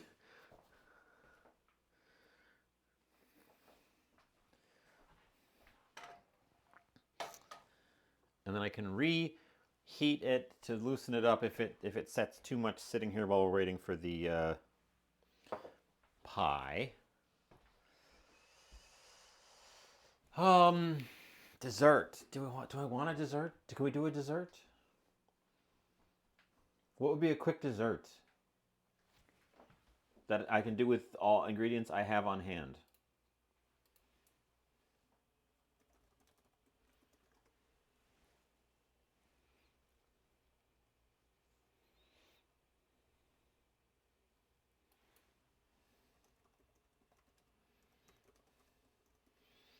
I mean, yes, okay, fruit, but that's maybe too quick.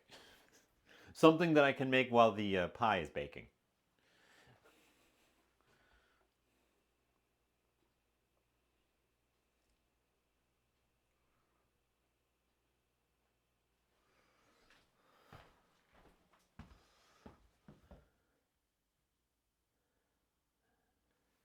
Yes. Yes, but also you said fruit. But also you said fruit, and then that reminded me that I've got this. That I've got this.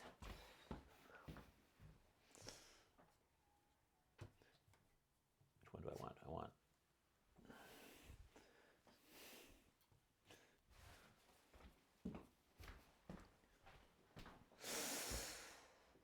this, because there were 4 pomegranates for $1 in the bargain bin, and I got pomegranates. Um, something with pomegranate. Something with pomegranate. That's perfect.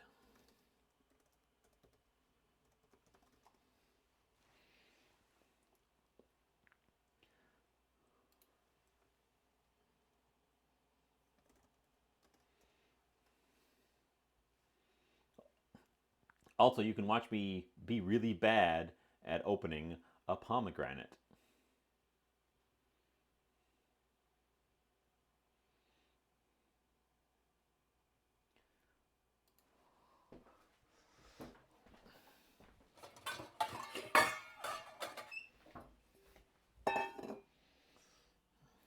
First things first, I'm going to try to get this guy open.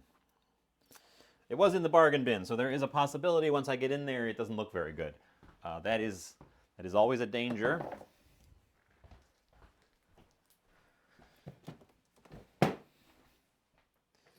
So let's find out.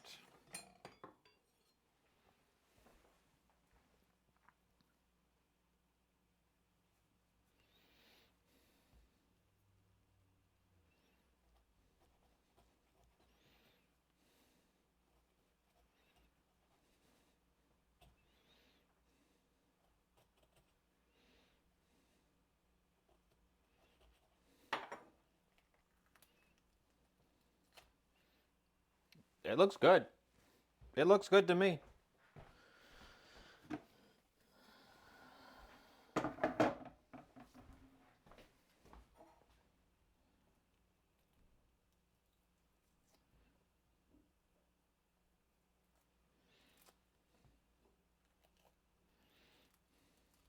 Ooh, they're definitely not all good. That brown spot isn't the best. Oh yeah, there's some gnarly ones. Okay, there are some gnarly ones.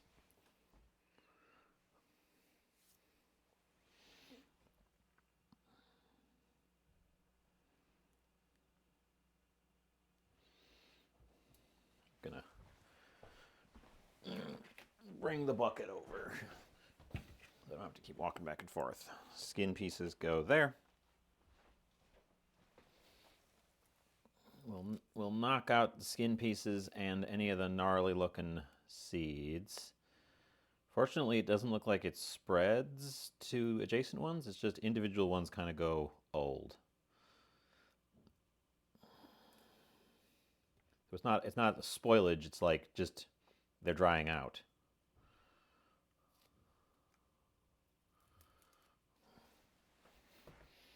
Because the ones next to the ones I just pulled off look fine.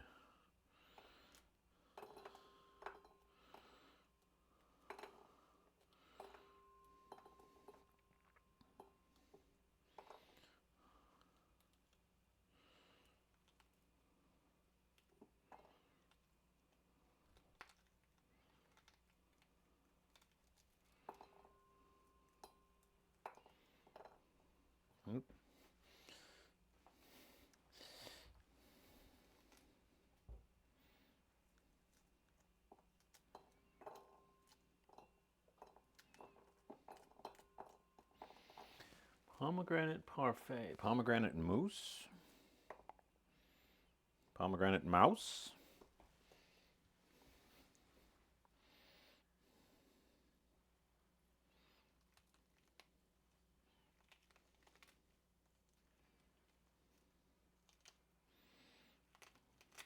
Yep. Come on. Break.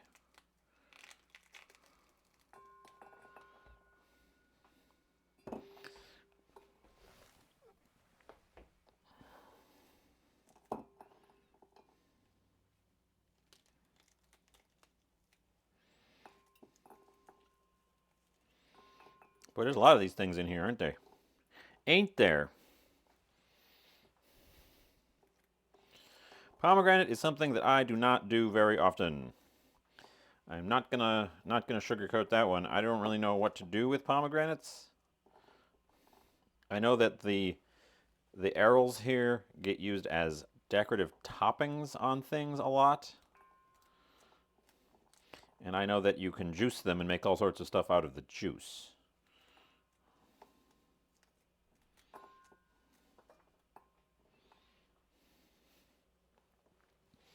And I know that I obviously crushed a couple of them because they juiced all over the place in here.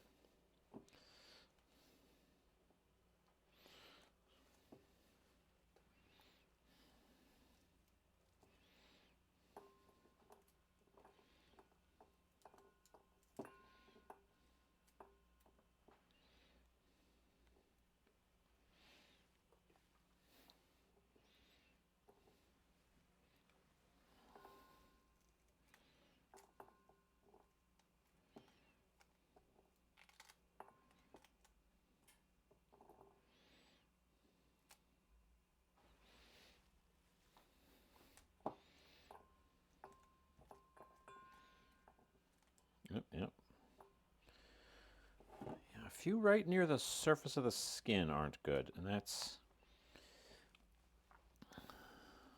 actually not too bad, because they're easier to avoid if they're right at the surface anyways.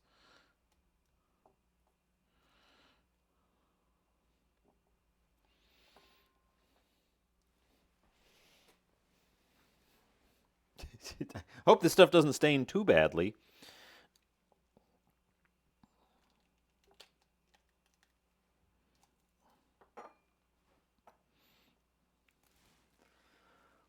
Bookwoman is on lurk. Happy lurking. Happy dinner.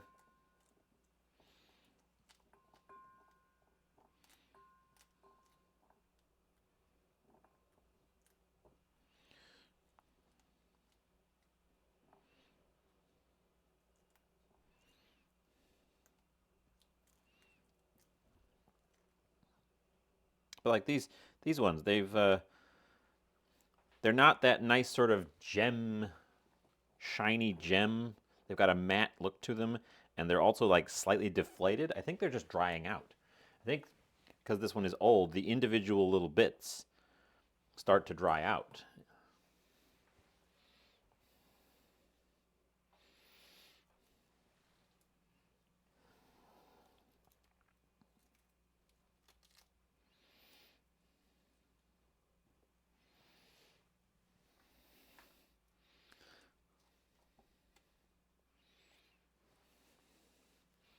Boy, there's a lot of these in here. Why does the fruit need so many seeds?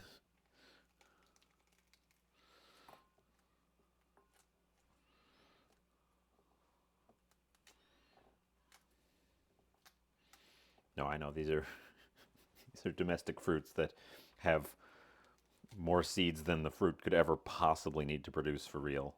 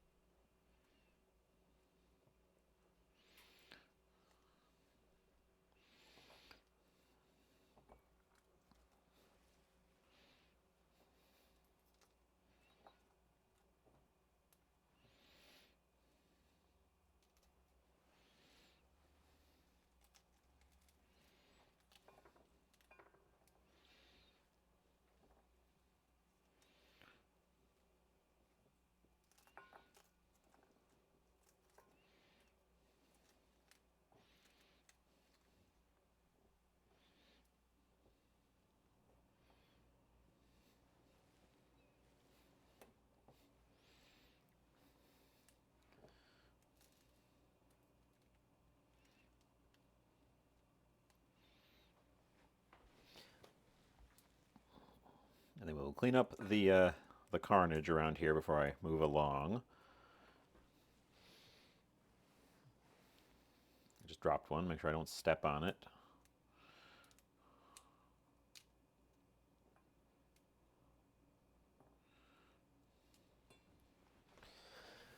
Drop one, that one. Okay. Pomegranate. Set the bowl of finished ones aside.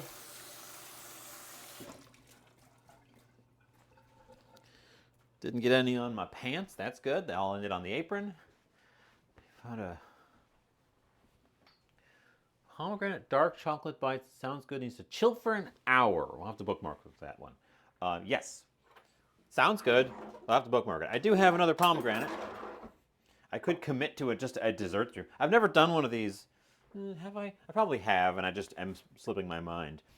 I don't really devote a whole one of these to a dessert very much. We could commit to doing a full-on dessert. It's not my wheelhouse.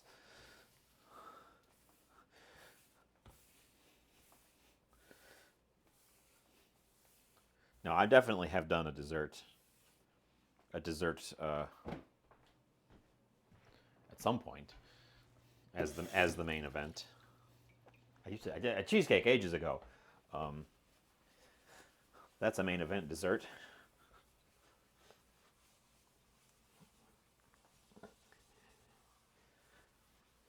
what though, this pomegranate stuff does kind of leave stains. I had to get out the... Oh, there's little speckles all over the place. Oh, there's little speckles all over the place. Good thing I had an apron on, or there'd be little speckles all over me. Okay.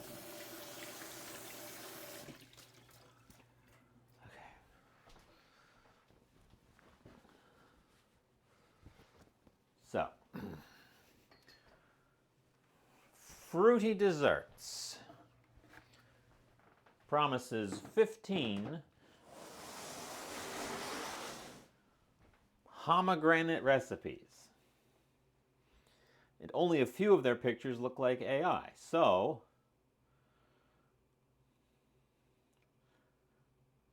sangria, jam, cake, cheesecake, a panna cotta would actually be a good one. Pomegranate mousse. Okay, that's the one. They don't actually have a recipe, it's just a list of things.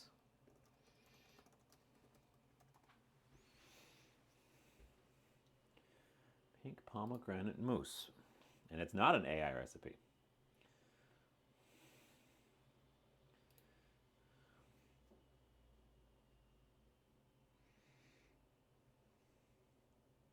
And it uses agar and heavy cream. I don't have heavy cream. I have... Ooh, you know what I do have? Okay. I think we're gonna go simple with it.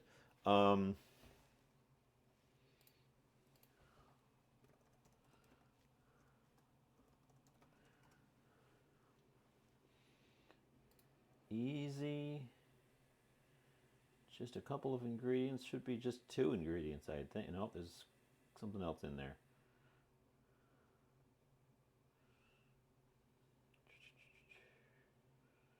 Okay. Pomegranate, yogurt, granola, syrup. I'm making a parfait.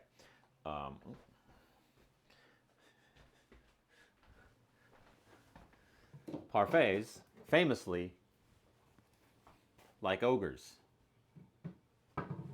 have layers.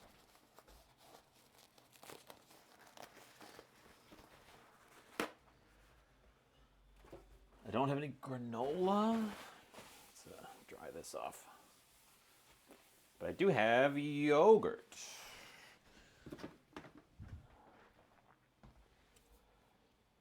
That needs to be stirred in a little bit, but still good.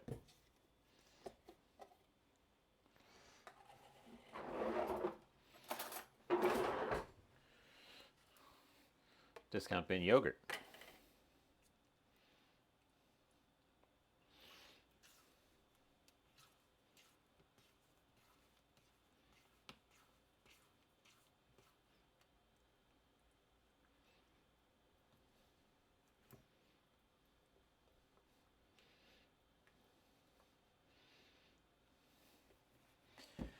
Okay.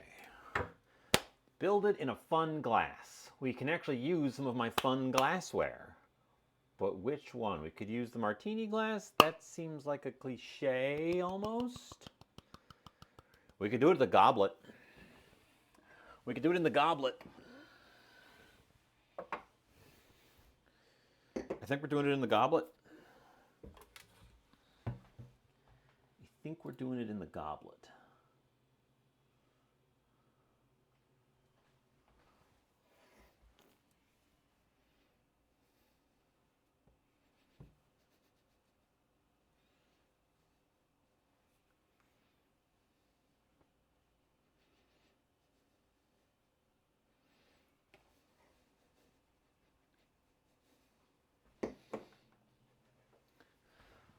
Do I still have...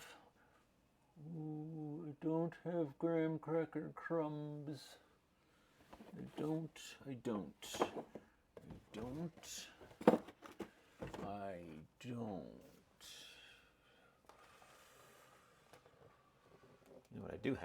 know what I do have? This is gonna be weird. This is gonna be weird. I have Pop-Tarts. I have an idea.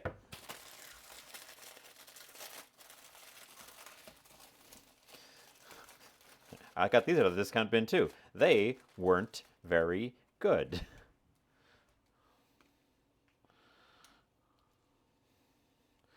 They are organic chocolate Pop-Tarts. And it turns out Pop-Tarts don't want to be organic.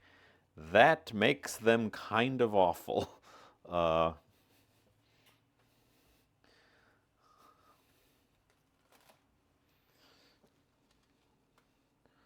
But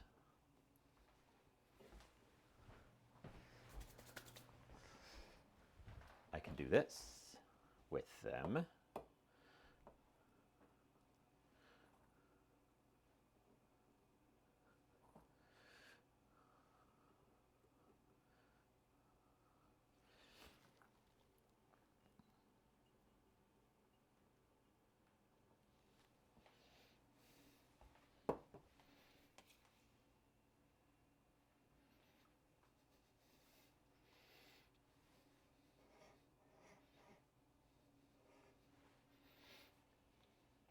Okay, okay.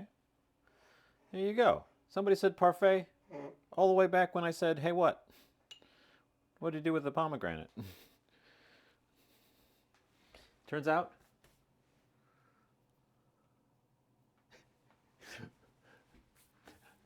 good idea, except for the fact I don't have a toaster, like a classic poppable toaster.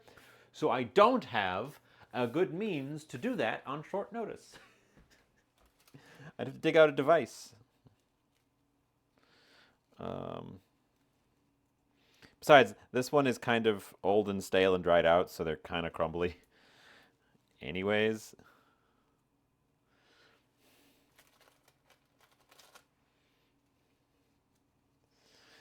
They weren't good when I tried them as a thing, so then I didn't end up eating them. So they've been there a little bit. I was loath to throw them away, but they just weren't good.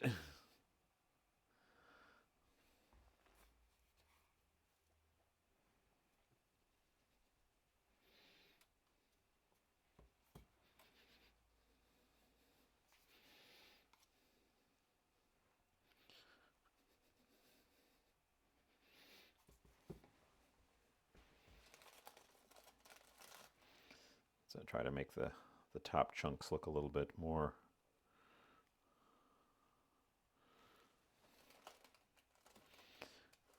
nicer.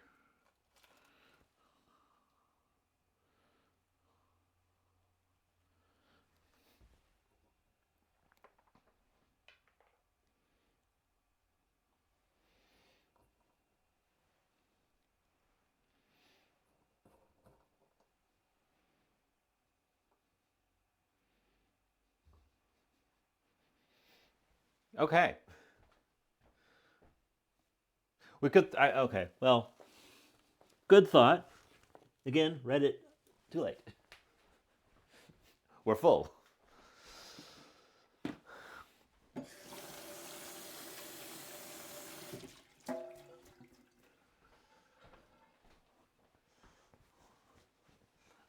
Pizza Stone might have worked, because Pizza Stone's in there, smelling like pizza.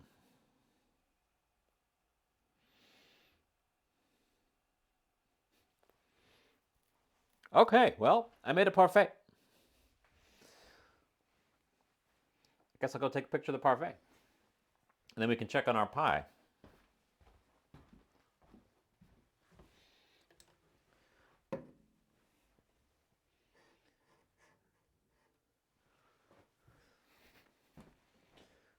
Oop, where'd my phone? Oh, there it is. There it is. Always somewhere else. It's always not where I want it to be.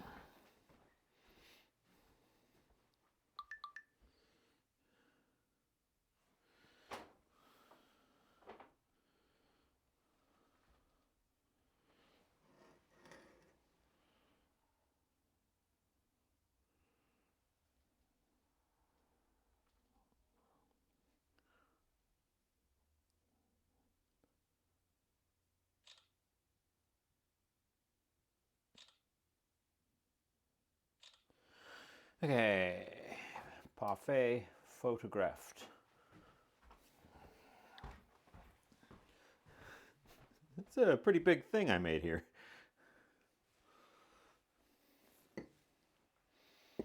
That's a pretty big thing I made there.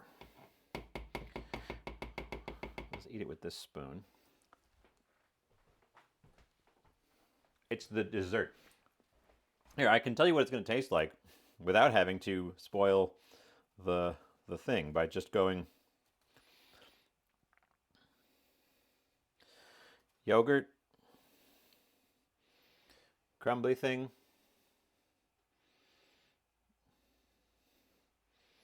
pomegranate.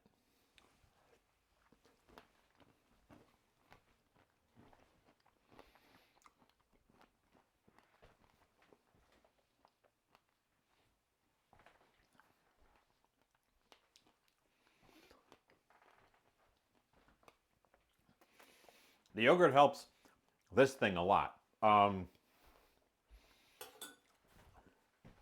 biggest complaint I had with these was that they were extremely dry. The yogurt helps that a lot, but funnily enough, not all the way. Perhaps if I let it rest there a while, it will get more done, or more sogged up.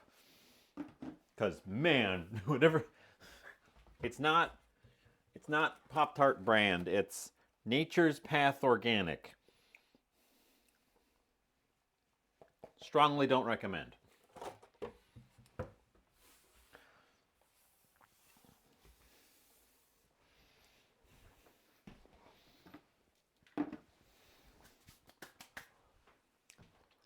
The pomegranate's very mild.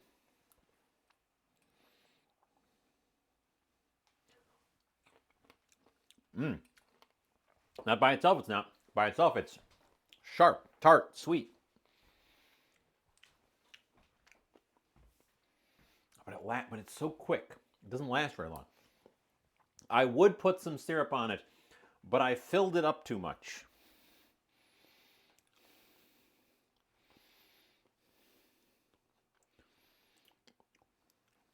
I filled it up to the top. It's crowning over as it is. So I'm not going to tempt fate by adding anything more to it.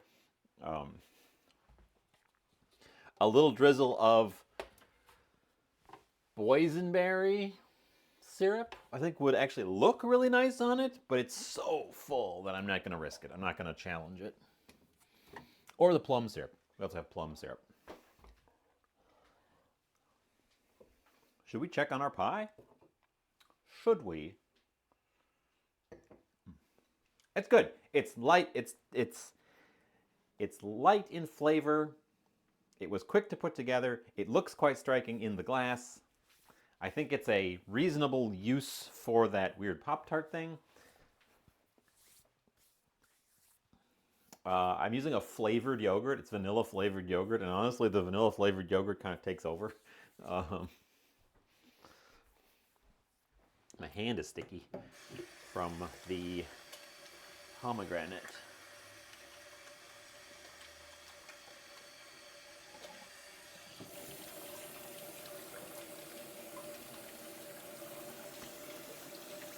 Okay. I have not been timing our pie. Everything in there was already cooked. There's nothing in there that I'm concerned about, like, at all. So it's a matter of heating it through.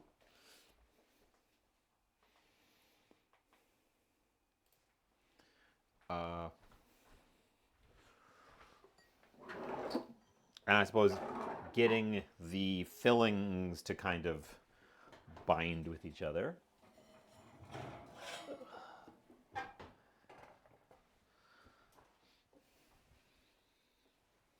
Smells good. The mashed potatoes are soft, but not completely.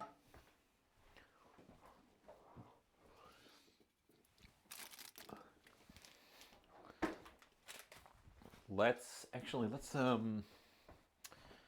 over here. give it a temp, see what we're working at.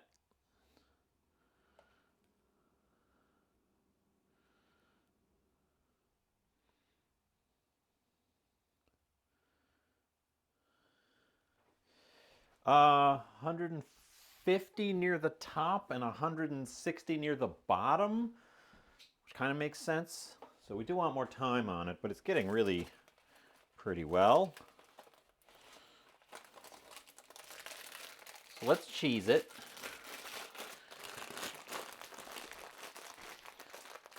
Cheese it, it's the fuzz.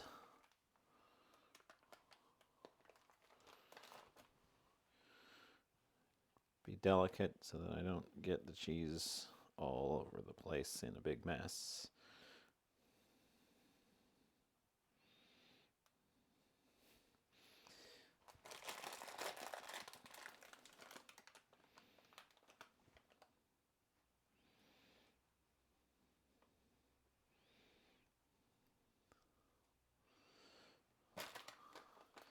This is shredded cheese, international award-winning, classic. Oh, Asiago. Boy, there's a lot of words on there that aren't the kind of cheese that it is.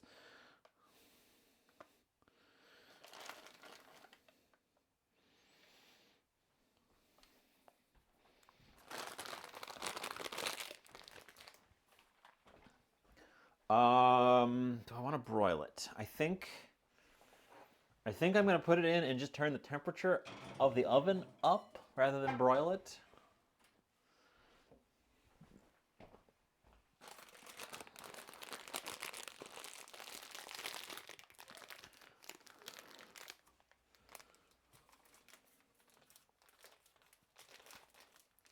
Unless you think the broiler is going to be better.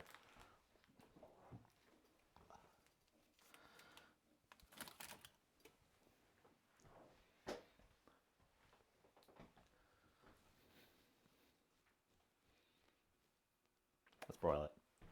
Let's broil it. Let's broil it. You only live once. I'm not driving.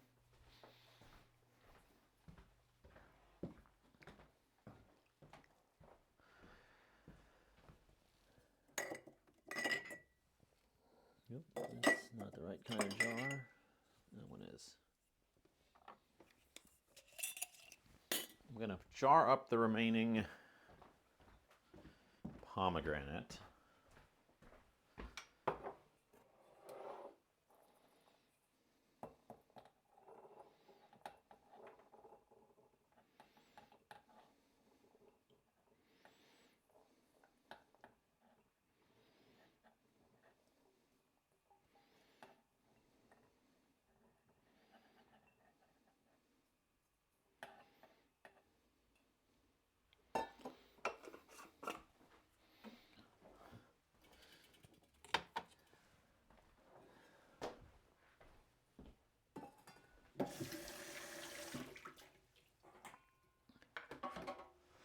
And the chicken bits have cooled. I can get rid of those. Yeah. I made a mess, but not as big of a mess as I could have made. The gravy. The gravy has over thickened. We will have to rewarm it in order to loosen it up a little bit for serving.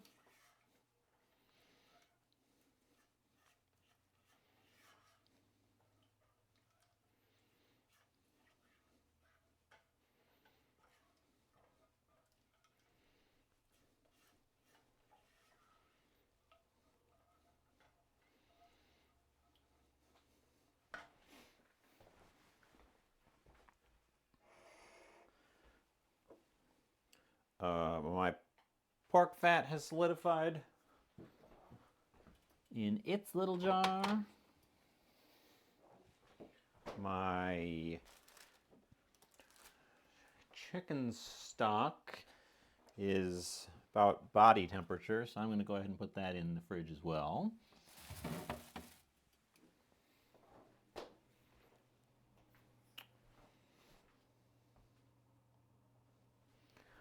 I've got this burner on just low because all I need is for this to warm back up so that it returns to that lovely gravy consistency.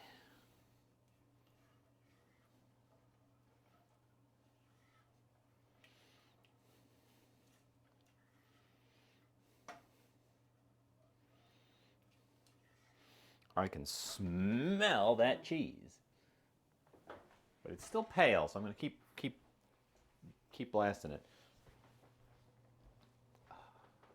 Oh, I guess we're just going to hang out a little bit. Close some of my tabs.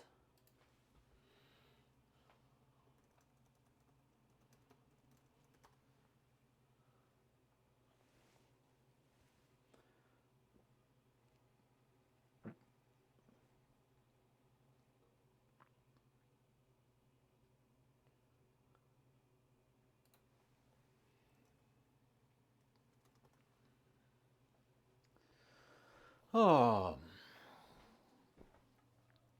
So, I should talk about the schedule. Next Monday, the 8th, should be a normal day for me. The following week, I am scheduled at my job until 5 o'clock. So I can attempt to stream after that, but we will definitely have to start late that day if I do. And that week is not going to be feasible to do a makeup because I literally work every other day that week. So we might just say no to that one. The following week, the week of Christmas, I will be able to stream on that Monday. Interestingly. I work that day, but I work in the morning, so I will be off in time to get here with you guys. So we can do a Christmas stream, a pre-Christmas stream.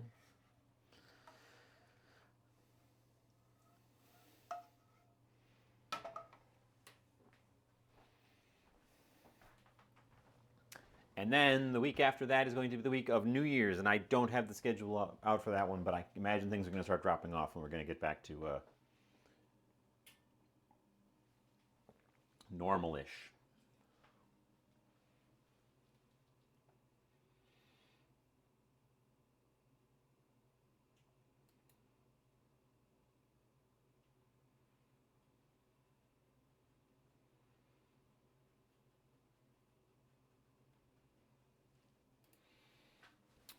Let's take a peek at our thing. Ooh, we're getting brown on top. That's probably the time to take it out. Also, the broiler clicked off, so we're not getting any active heating there anyway. So I'm going to let it cool off a little bit before I reach my hand under there. At least let it stop glowing. But then we're going to pull it out because I think we're ready to go. Think about plating. Think about plating. Think about plating. Pomegranate juice on the...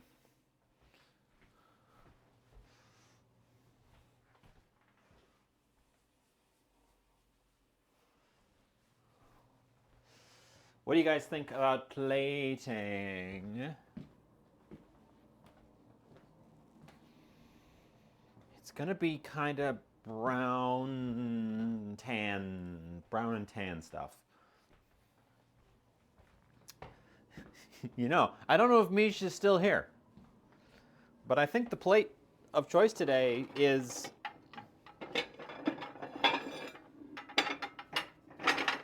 the crazy one.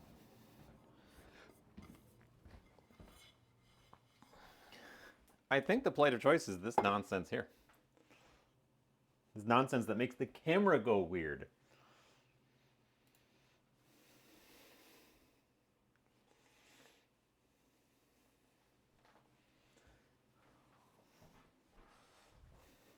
Let's get that beastie. Let's get that beastie out of there. Oh, that. Oop. The top edge of the crust got a little bit blackened. Little teeny wee bit blackened right on the edge there.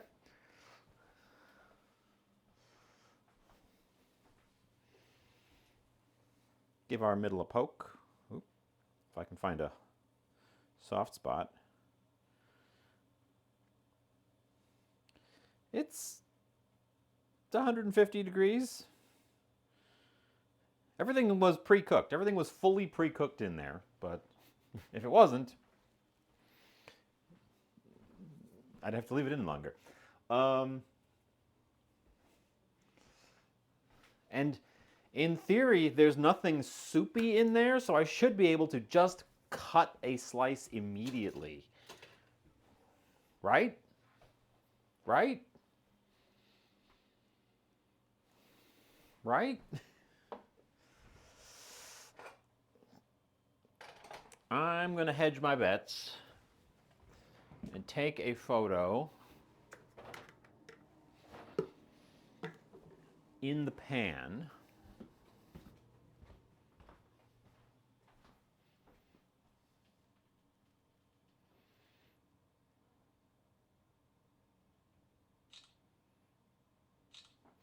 Just in case it turns into a disaster when I try to get it out. But it's time to get it out.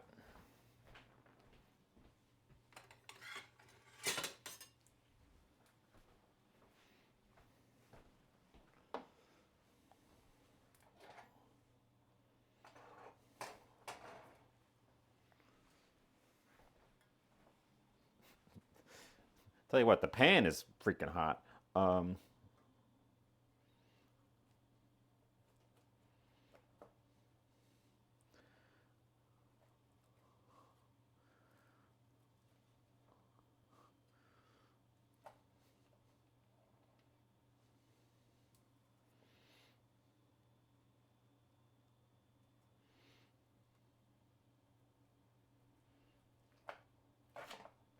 Ooh, it's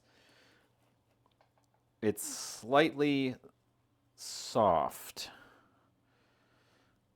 It's intact, but it does not have structural integrity, really.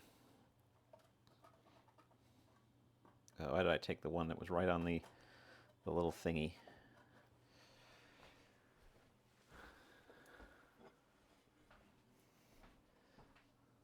The topping and the fillings are soft but not soupy, which is kind of what I was going for, but it means that they're hard to get a clean slice from.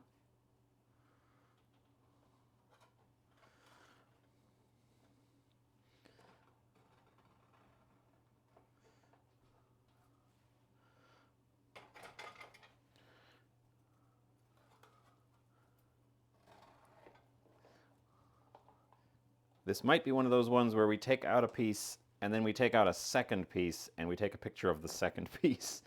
I think I am doing that. I am going to sacrifice our first piece on a staging plate.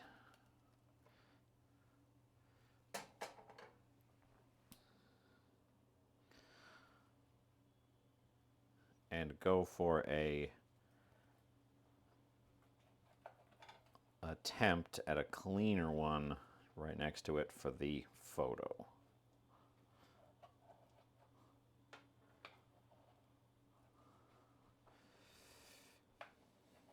Because I think we've had a little bit of sticking. We've had a little bit of sticking of the stuffing crust to the sides, not to the bottom. The bottom is fine. It stuck a little bit on the side. And that was why it was so hard to get that out of there.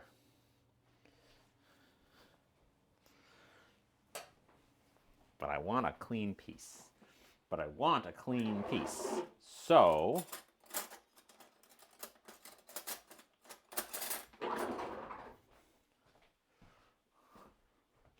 I want it.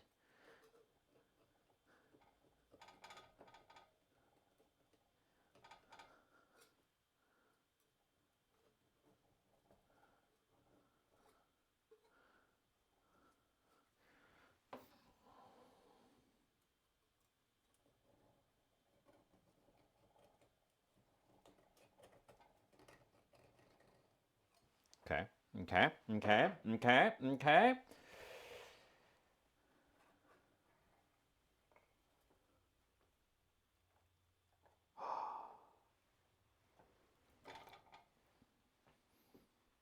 Bottom fell out on the trip over to the plate just a little bit. But not too much that I care about it. Amazing. Okay, that's our piece.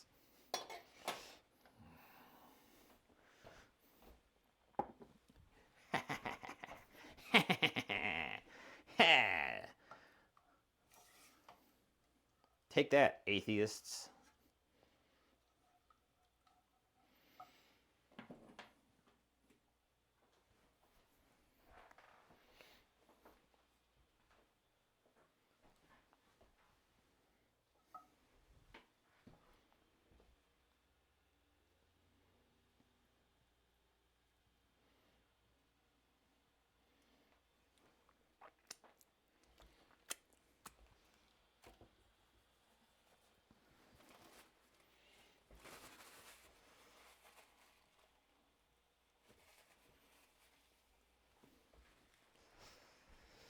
Okay.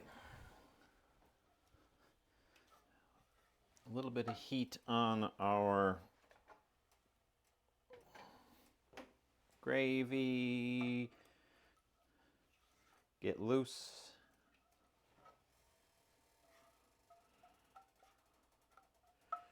Looks good. Over yonder, over yonder.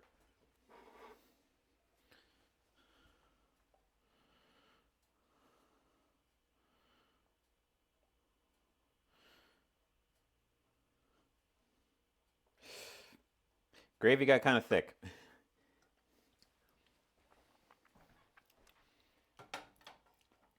Gravy got just a little tiny bit too thick.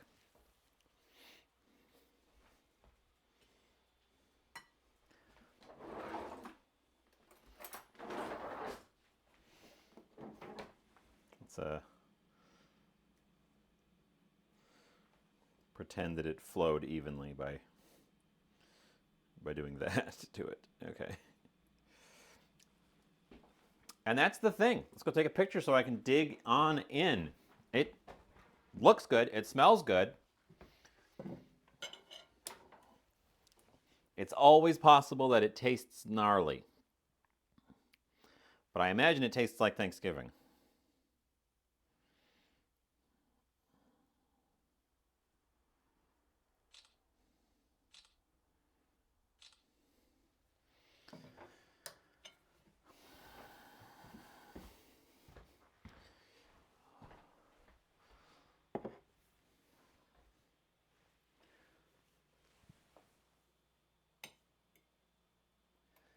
The bottom crust is soft. The side crust has a hardness to it. The bottom crust definitely is more on the spongy side. It's not soggy, but it's not firm. And top crust, of course, is just mashed potatoes, so very little structure there.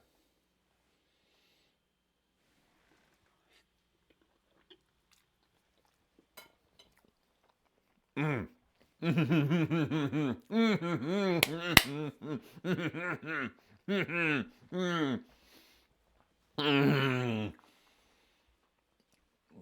God dang, that's good.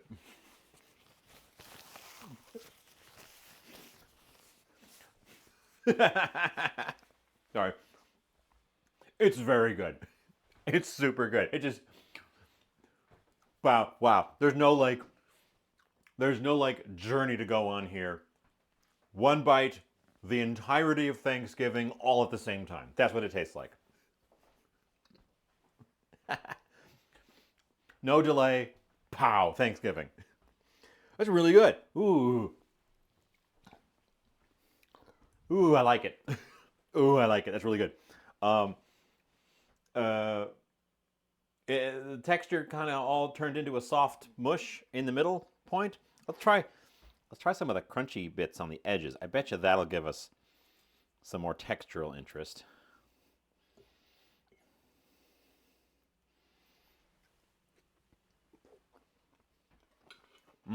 Mm-hmm.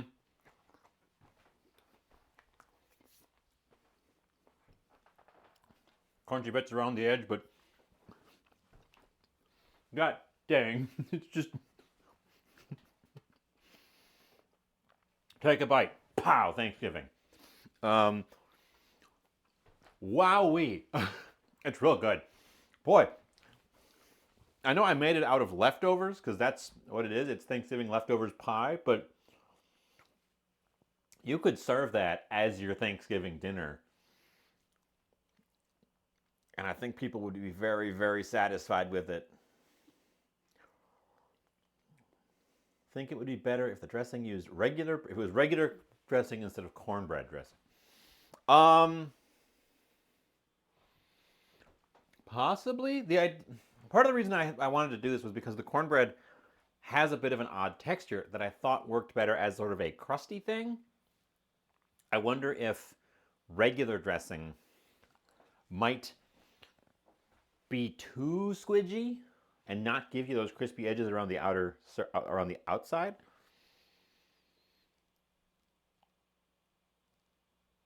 But maybe I still think I prefer regular dressing to the cornbread dressing.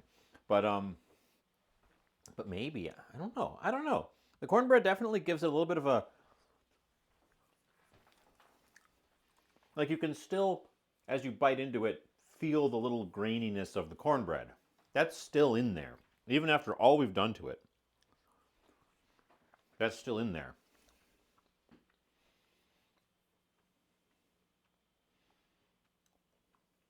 Oh man, it's real good. So it does get crunchy. Okay. Um, then then probably yes, because I think in general, I still prefer regular dressing to the cornbread dressing. Probably won't do cornbread dressing again. The cornbread by itself was great. That cornbread I made when it was fresh, oh my god, that stuff was amazing. I'll definitely do that again. I don't think it translates to the dressing super well, in my opinion, for my plate. I love how every bite of this is just bang, an entire Thanksgiving plate in your mouth right now.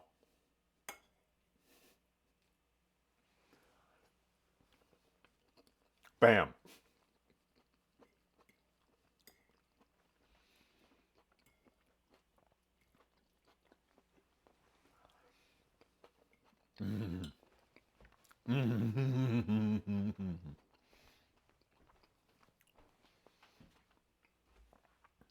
This is real good. This is real good.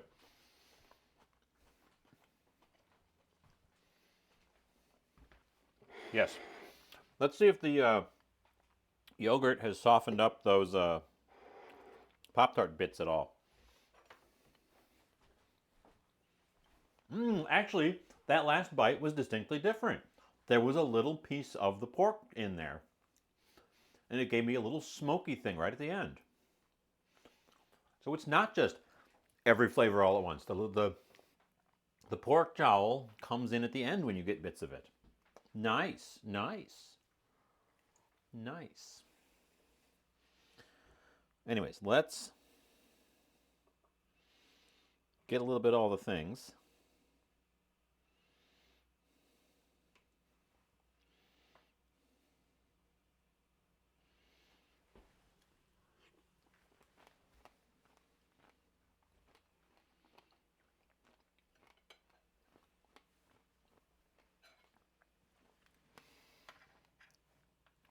First and foremost, vanilla yogurt. Mmm. Yeah, cranberries. Cranberries in the dessert would be a good addition.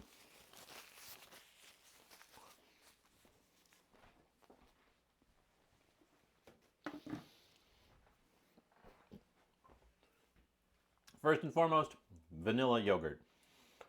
Boy, these things did not.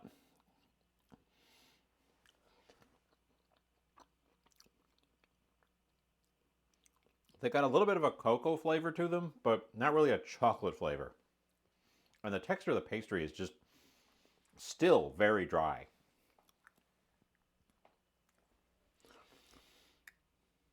The pomegranate flavor kind of gets lost. It's such a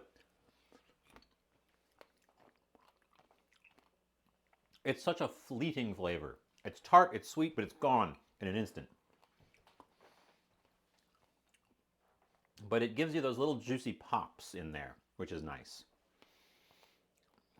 It provides some textural contrast to the rest of it.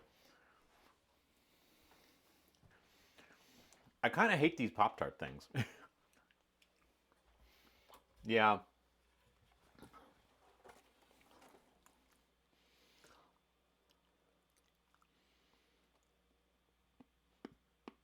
Oh, and there's palm oil in them too. So, for all of their being Nature's Path organic, they've got organic palm oil. But palm oil's awful. So, hooray! I might let this one sit a little bit longer. Really let it. I'm trying to overflow. Soften those guys up because they've just got this annoying kind of crumbly dryness to them. Either way, this is going in the fridge until I want it because I'm going to eat the pie first. So we'll just leave that guy there. And then we'll wrap us up. Let's see who's on a Thursday. On a Thursday that's not a holiday.